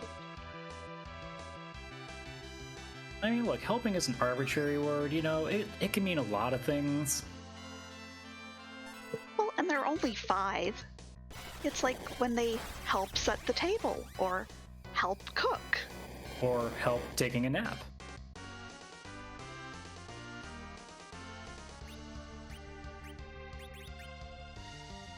Almost both of them. One of them you're gonna have to drag to bed by the looks of it, Z. If we only knew as kids how precious naps would be as adults. I am completely incapable of doing so. I took a nap today. It was fantastic. Although mine wasn't caused by a big bang to the face. Yeah, I feel like it would have been more than a nap if that was the case.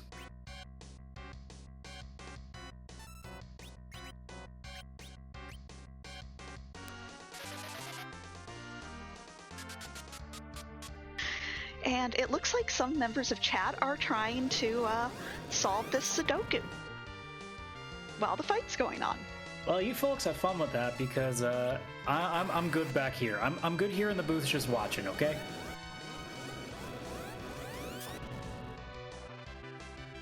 Orlink, unfortunately, also doing the top-down strat for the LST. Not gonna find what he wants at this top until he gets down to that ribbon room still. It's always such a hard gamble because, you know, in one hand you're like, well, if I do the top down and all my opponents do bottom up and it's top down, I feel great. But if it's the opposite, unfortunately, it doesn't go as well. Yeah. It's the same when you run things like one-on-one races in ladder or whatever. I always think like myself, maybe I should check ordeals because most people don't. Or maybe I'll go to Fabul right away. Maybe that'll come in handy for something. Maybe Magma Key's there. And then every time that you are wrong on that, and then it ends up being somewhere like everybody else would check first, you just have that feeling of like, why didn't I just do the thing everybody does? But then other races it works out where you pick the opposite and it actually comes through. But this is not going to be one of those times. You see, I've never had it work out for me where I do the cheeky play and then I go down a rabbit hole that's 6 key items long and ends with an adamant. I'm still very upset that out of 4 attempts I've made in ladder, package has never elicited a result for me, and it's very disappointing. I'm waiting for the one time it does.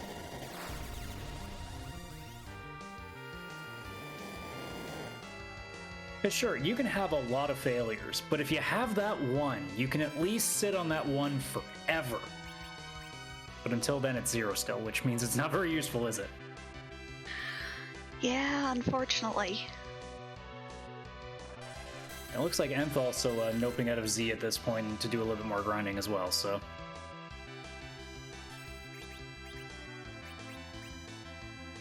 Also looks like did a wrong Siren hit because ended up getting the Centipede instead of the, Oh yeah, I see, wrong island.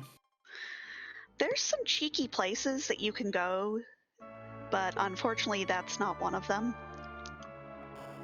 And now finally Warling's going to be very happy to see that officer there. Mercifully, the search is over. And as we saw, Asuka with a third wipe. Was very, very close on that attempt, but unfortunately a high roll taking out that Yang. That has got to be aggravating. I'm sitting there watching from my own perspective being like, man, 3 tries? I think I would have FF by this point. So Asuka showing a lot of intestinal fortitude, just sticking in with this. Just adamant that this is going to get done.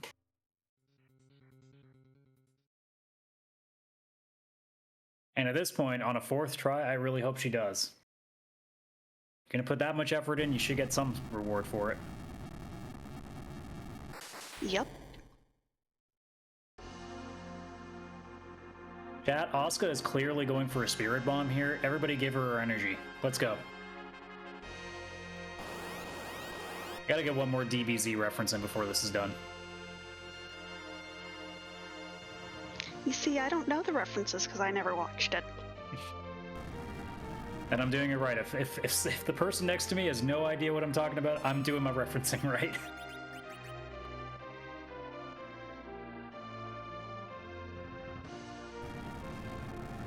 But that is a crystal for Warlink. And since you're up here on the moon, you've got your crystal. Might as well just save and head back, or head down to meet Sudokumus. And I think we've seen Ribbon Room so many times that we never seem to notice that Legend Sword was actually coming out of it because we were so busy looking at that crystal. I mean, not that the Smith was ever going to get checked to begin with.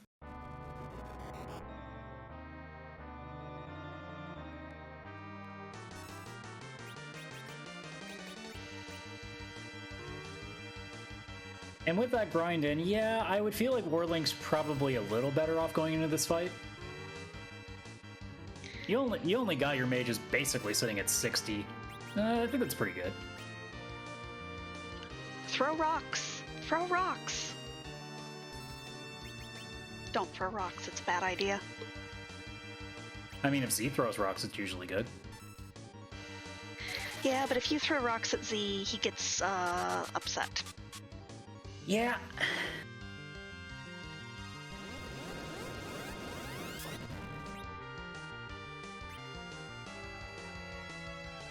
Last time I did that, I did it purely by accident, and it was on restream, and I had to make sure I bonked Tella on the head to make sure, or make sure I bonked Fu on the head to make sure that didn't happen. Or was it Tella? I think it was Tella. I had to bonk Tella pretty good, because I knew what would happen if I let that go through. It's not fun. Well, it's kind of like casting white on a behemoth. I don't know what that does. What happens when you cast white on Behemoth? You get storm. I don't know what that does, but it doesn't sound like fun. It's like weak, but scarier. Oh. That does sound bad.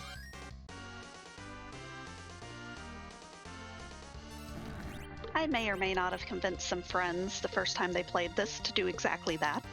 I mean, I was convinced last week when I was in the booth to cast Lit on a Trickster, and I was not disappointed.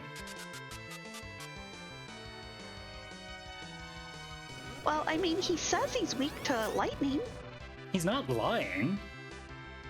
I mean, technically he's not lying.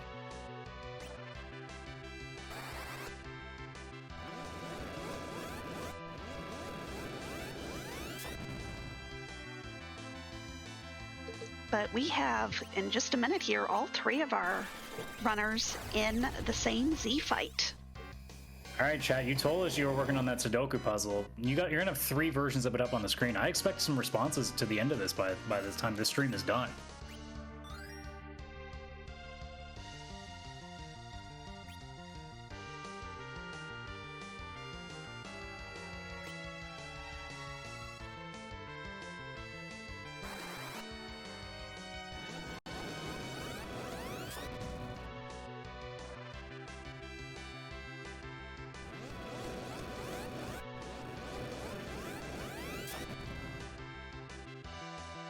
And it looks like Asuka getting pretty lucky on that direct cast nuke.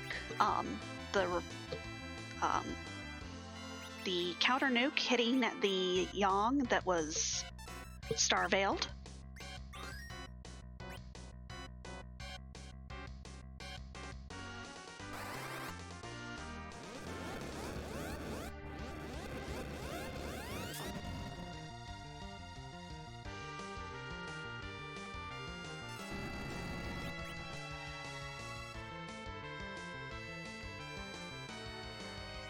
Don't you shake at me. I'm just desperately watching, just be like, please, just do the endless shake so we know it's done.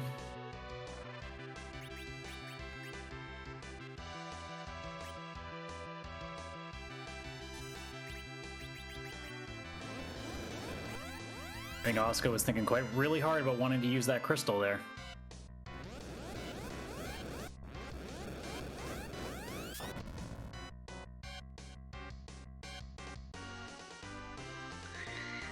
Yep, looks like going for as many of those reflected nukes as she can. Probably trying to guarantee a nerf if possible, too.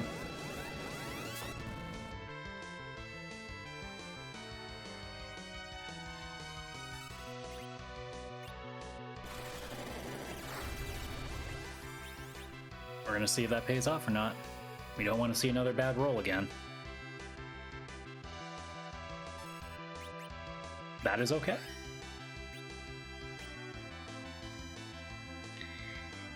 There's the last elixir. Speaking of okay, Scythe Marshal is more than okay, finishing 6th now with a time of 1:39.44. GG's.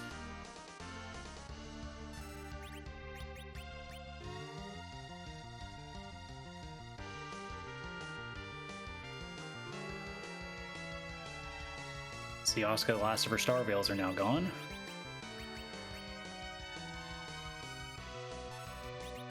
In the meantime, our other runners, Nth and Warlink, seem to be well on their way as well. Other than, Riddy on Nth's side taking a bit of a nap, but, 30 HP kind of does that to you and Z. Yeah, that's very true.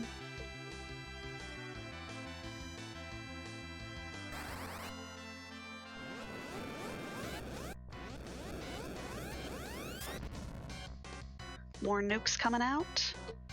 And a rare Ice 3 on that side.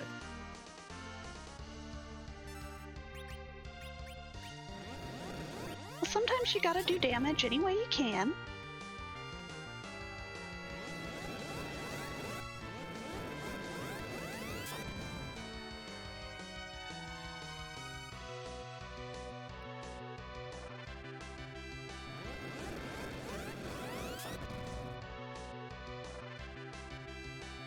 And with that nuke, I believe Warlink has finished, coming in 7th place with a time of 1 hour, 41 minutes, and 45 seconds. Yeah, those really high levels definitely making that fight a lot less painful for sure, as no one really suffering any really amount of HP loss in this fight. Not that the Punch Mage needs that much HP anyway. He's got more than enough. He could have the decency to share with others. Yeah, I think we're still working on that on that set. No, I don't think that's an option yet. Yang's kind of selfish.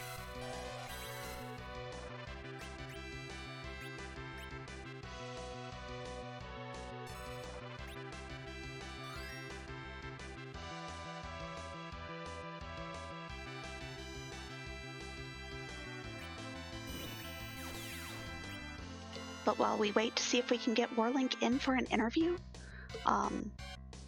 Nth and... Oh, I believe that Bading says that we are joined by Warlink. GG's.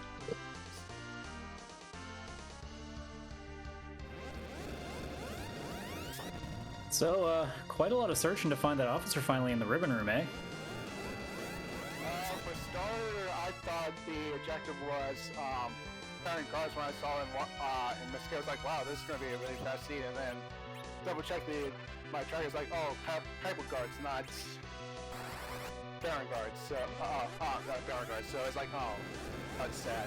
It always trips you up. It's so easy to do. Regardless, though, still, within 5 minutes, basically everyone getting 2 of these things down, having both Dark Knight and Karate in pretty quick. I mean, having at least 2 out of 5 already on the immediate overworld had to be at least... You're sitting there being like, man, at least it's not too bad of a start. You know, you got some stuff down pretty quickly.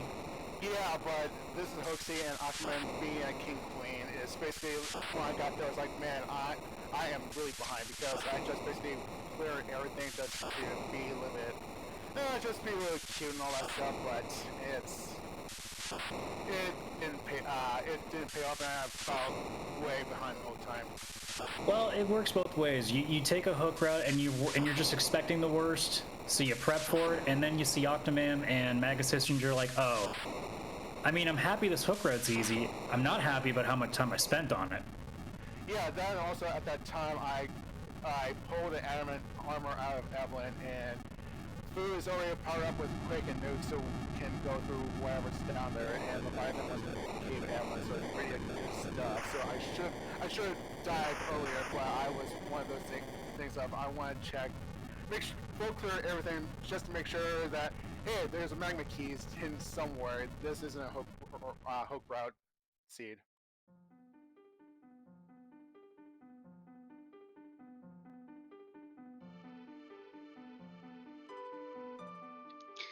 Well, what did you think of all of the black mages?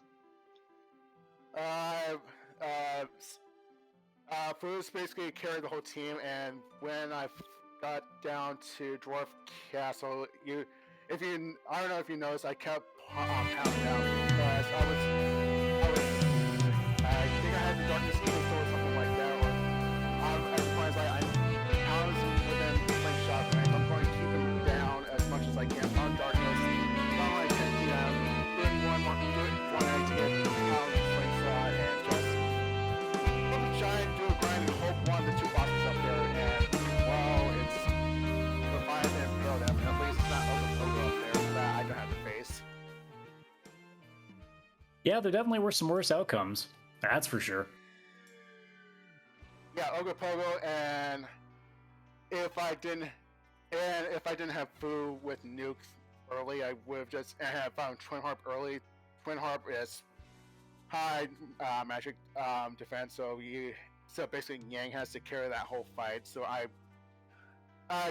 could have done Twin Harp, but at that point it's like Giant's open, I can get the grind. Moon's open, I can just basically face check the whole moon, and hopefully one of the 2 bosses are up there. And don't worry about Twin Harp, Demus, Evil Wall having key items and all that fun stuff. Well, I mean, Harp did have the other one. Antlion was hiding there, but I mean, I suppose Ribbon Rim's okay. If I would have done Twin Harp, it's just been basically go giant, do my grind, and take the pass. But I was basically doing face check mode throughout the moon. It's okay. We understand the community's absolute unwillingness to ever go to Twin Harp. So I'm the one of the people that wants to do Twin Harp, but since this is a pure boss hunt flag set, Twin Harp is like low on the priority list. If there was objectives with hunting down key items or a combination of key items and bosses, I might gamble on Twin Harp. Or if I had the Earth Crystal, I would have routed both the Twin Harp and Earth Crystal at once, so I do it in one loop instead of going back twice.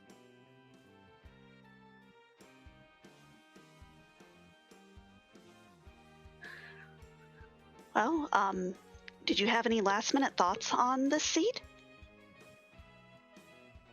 For starters, I didn't forget about Antlion a few weeks ago when we did the opposite of this seed that all the Black Mages went on strike. So I remember to do that for the first checks because that race, Antlion had the other boss that could have saved a lot of time, but whatever. But anyways, it's a fun seed and all that stuff. I would do this run back on Friday because it's basically it's just basically once you find a good Tello or Curse Ring, your anchoring is all fine, and just hope that Ogopogo or Cave Magnus not giving you a bad time.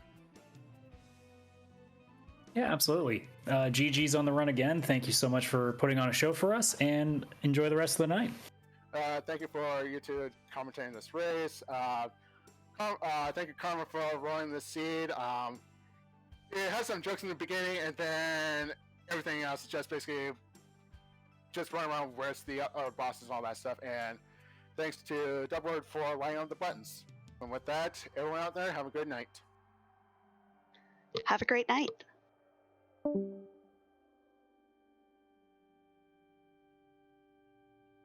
And during that interview, we had our other two runners finish. Asuka finishing 6 seconds before Nth. GG's to both of them. A real close race between our last three runners, really. All of them finishing within about 2 minutes of each other. But I do believe we are joined here by Asuka. GG's to you.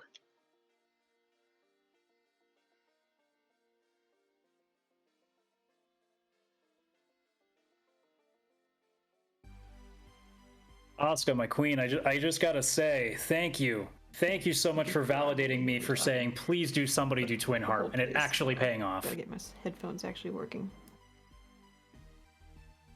There we go. Now I can, I should be able to hear you? Can you hear us? I can now. GG's. Ugh, I hated everything about it. You should not be, as I said earlier while you're still having audio problems, you at least justified my consistent begging for somebody to do Harp because I was sure something would be behind it. Well, it's one of those... I like playing against what good players do.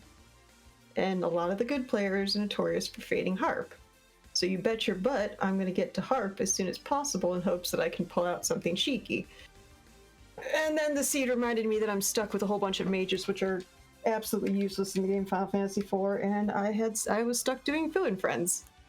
And adding insult to injury, my doorbell rang on that first sea fight. And why? It made me lose count. Oh. Because, yeah, Xenocat was saying in chat, you were so close on that first Oh, fight. I know I was.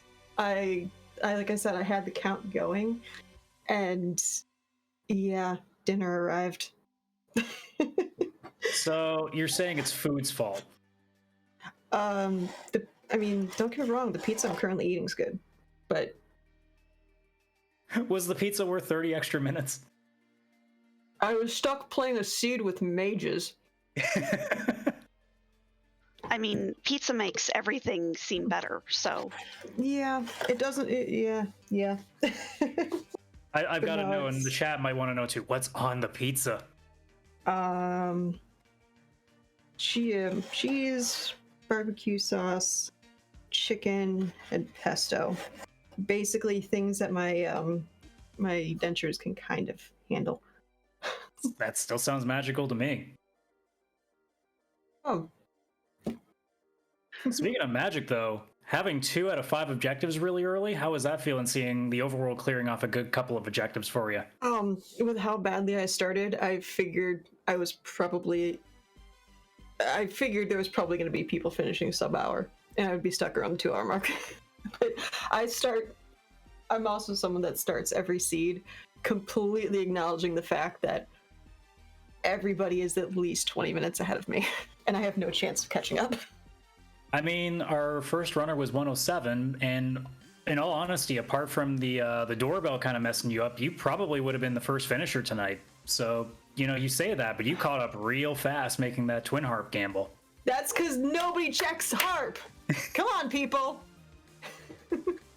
It's your own fluff and fault that you don't make good checks that are really dumb and out of the way and not pay off very often. Yeah, it was really such a sad that there good wasn't a harp. package. Yeah, it was an excellent harp. True.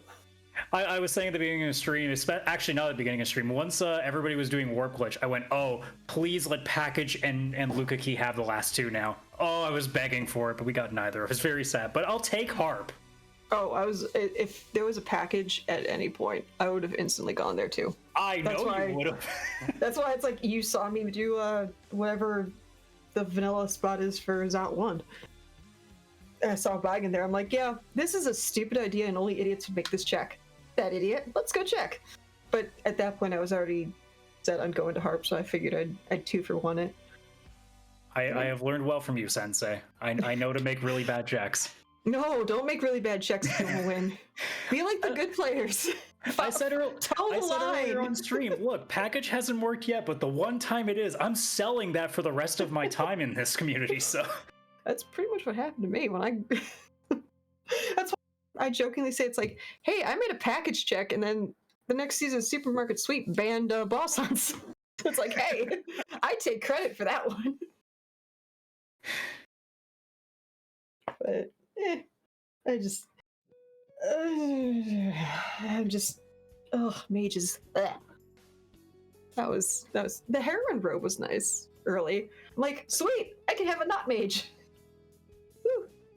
Let Porum hit things. Oh, pretty much. Yeah, as soon as I saw the mute arrows and then the Mega Sisters at the hook route, I'm like, yeah, usually when you talk about mages, you talk of like getting them to nuke and like blowing up the world. Let's show you what I like doing. Going into terrible fights with almost no HP and somehow scraping by. Hey, if it works, it works. It's fun. It's terrifying, but it's fun. Well, and we were excited. You were the first runner on Restream to show us that the MP underflow glitch was on. Really? Yes. Really? With a foo, with an early nuke foo. Huh. Okay. I'm trying to That think, was- did any of our runners outside of Dingley use it? Because I don't recall if Nth or Whirling did it. Allie, do you remember? Nope. It was only Asuka and Dingley. I learned it during Slapdash, so that's Poidrek's fault, and I thank him. Because in something we're not supposed to talk about, because the first 2 rolls of Sunday Slapdash, I taught myself the underflow glitch on the fly. Just like I was literally looking up Fu and Friends instructions on the fly, and couldn't really find a good tutorial for it, so I kind of winged it. Yeah, sometimes you learn the best doing that. That's pretty much how I've learned every abysmally low level fight.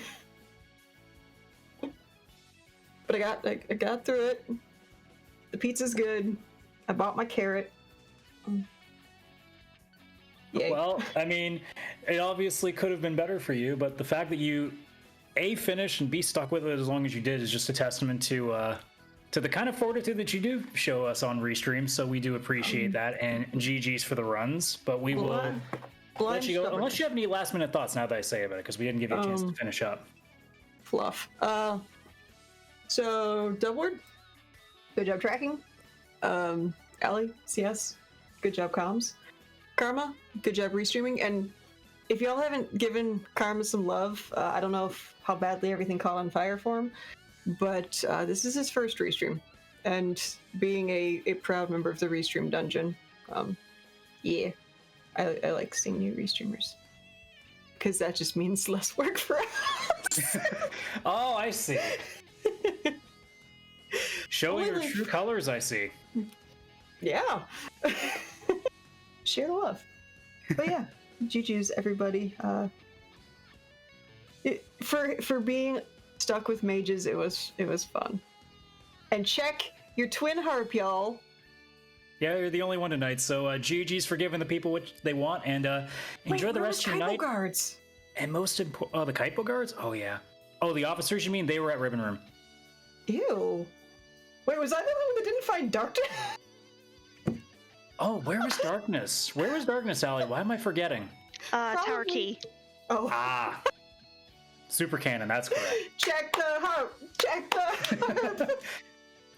Well, like I said, thank you very much for the runs, GG's, and enjoy your pizza, most importantly. I will. Cheers.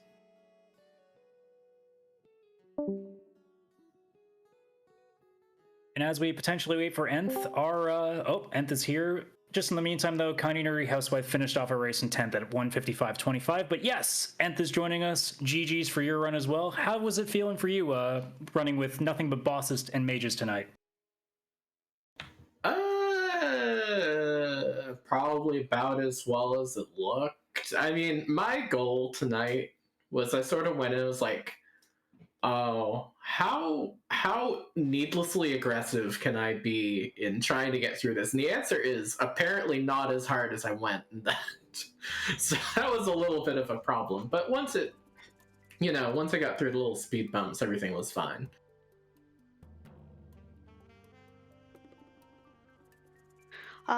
Well, and what were your thoughts on the seed, on the flag set itself? I think it's an interesting challenge. And it's interesting for me, especially because when I think back to like the flag sets that I've played the most, probably like Lollyho League, Swiss, that sort of thing, a lot of the flag sets I tend to play favor Berserkers really heavily. So I was interested in doing this so I could push myself to try something different.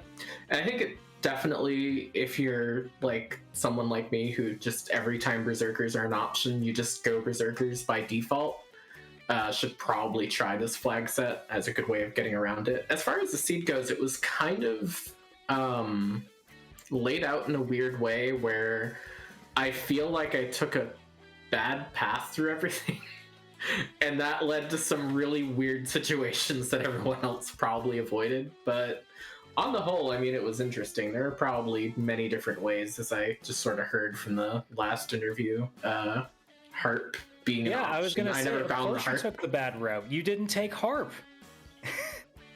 I don't know where the harp was. I never found it. Oh, Dwarf Castle. thank you. That was my guess. I would have gone to Dwarf Castle, except I already knew who both the bosses were. Like, you might have noticed that when I went back underground for the second time, I sort of ducked into Dwarf Castle and then left, because I'd already done Zot, so I already knew Kainatsu was in spot 2. So I figured I'll just look at the boss and then leave if it's not one of the bosses I want, because I'm starting to think that chances are that the boss is here. I think at that point in time, also, Plumeria had already finished, and I was sort of metagaming, like, alright, this last option has to be in a place that's relatively quick to get to, and that's probably not going to necessarily be Dwarf Castle, so I just started face-checking bosses from there, and that's why I never went through there. Yeah, it makes sense. If you're getting an early darkness, good chance that you probably found your last one somewhere out there. It's just a matter of which of the 6, I guess 8 spots actually if you count Giant, but most likely not Giant. But if you're thinking 6 spots, you're figuring, okay, maybe it's right at Cave Valley, that's a pretty quick check. Maybe it's the first altar, maybe it's down in Ribbon Room. Like, they're all relatively quick checks. So yeah, it makes sense to take that strat. Yeah, I mean, there was a certain point where it felt like trying to get through any given boss was probably not worth the effort unless it was Antlion. So that was the other sort of thing. It's like, yeah, both of those bosses are relatively easy, and if I had not gotten Darkness Crystal from Tower, I would have immediately gone and done Dwarf Castle, and then would have immediately gone and done Harp, because I am a person of culture. But no, it just didn't play out that way.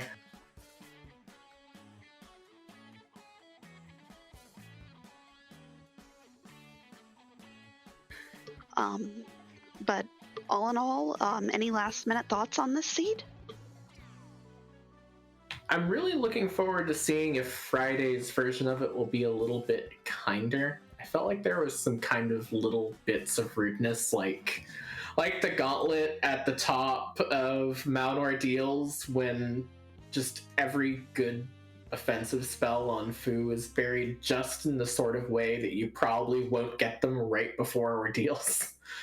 That sort of thing. Like, I want to see what happens with these flags if on Friday, like, we get that rare Fu that gets nuke as early as humanly possible. I'm calling it right now. Fu's not getting nuked till about 1600, and Gauntlet is going to be sitting in the back row of Ordeals. Yes, that or Crystal Room Gauntlet, the two good options. True. I mean, Crystal Room Gauntlet, at least you get some experience from it. Yeah, I mean, it's got an upside. It's just also, I feel like at that point you're kind of hoping, oh, well, I'll just get something I can just knock over. Nope, 5 fights, good luck. It's got an upside. I mean, I suppose it does. Yeah, no, I had a lot of fun with this race, and it's sort of the other thing too is like we were trying, I know, to sort of have an easier flag set for the community races this week, and I felt like as someone who is not necessarily the fastest runner of this game, it was probably good for me to hop in and also volunteer for the restream, because I was like, I kind of want to show, like, if you're someone who doesn't play this game that much, sort of like I do, honestly, I don't play anywhere near as much as I feel like I should sometimes. Like, you should still join the community races from time to time, you know, have fun. It was a great time, even if, you know, I didn't necessarily do as good as I might have wanted. I sort of wanted to give that, like, thought of, hey, just join. If I could get through it, I'm sure anyone else can. Yeah, this is definitely the kind of race that if I was on the outside looking in, I probably would have taken a stab at it either today or potentially Friday. We'll see what happens then too. Yeah, it's definitely the kind of flag set it's approachable enough, and with it being boss objectives, it's a little more fun because it gives you the chance to like explore everything and get a chance to get into fights that you sometimes normally don't. I really like boss hunts because I have a thing for gambling mechanics and gotcha games anyways. And so a boss hunt is like a 2-hour long series of gotcha pulls. That's what I want to play as a video game sometimes. Oh man, if you put me in an SMS ladder and I see 3 out of 4 quests being boss hunts, I love it, because now it's just I can face anybody and have a shot. Exactly. And I think that's one of those things where it's like, yeah, boss hunts can be a bit frustrating sometimes if you're just not lucky with them. But also it does, again, create a kind of great equalizer and a great opportunity for people who don't run as much to sort of like place a bit higher than they necessarily would have. And I don't want to phrase that as like where you place and how well you do is the be all end all, because it's really not. It's really just about the experience and having fun for me.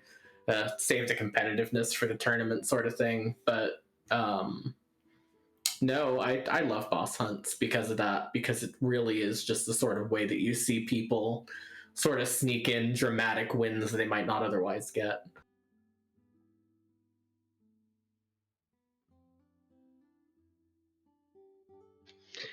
Well, absolutely great job tonight. And yeah, definitely come out and play these flags, play these community races. They're a lot of fun. Absolutely. I'm glad I had time to join in this one, because I sort of lucked into being able to have the time to join it, and it was an absolute blast. And also I want to give a thanks, of course, not only to everyone else who is on the restream running alongside me. I look forward to looking it back as a comparison, and y'all are wonderful people, but also, of course, everyone who helped with the restream, Bad Karma rolling a wonderful seed, Dubward, I'm sure, doing an amazing job on tracking, and to both of you as well for doing the commentary today. I look forward to listening to it back once I get the chance. Yeah, absolutely. Well, and thank you for letting us restream you. Absolutely. I probably won't get another chance to be on a restream for quite a while, because I'm not joining the tournament, and I'm not sure if I will be around to join another community race between now and then, but I always look forward to being able to get the chance to as soon as we bring the community races back after the tournament. Well, we look forward to seeing you. Thank you very much. And again, thank you, and GG's to everyone else who was in the race tonight. Yeah, GG's. Enjoy the rest of your night. But with that, we are finished with our broadcast for tonight. But we do encourage you, excuse me, to come see, I believe this week we have, let me look at the calendar.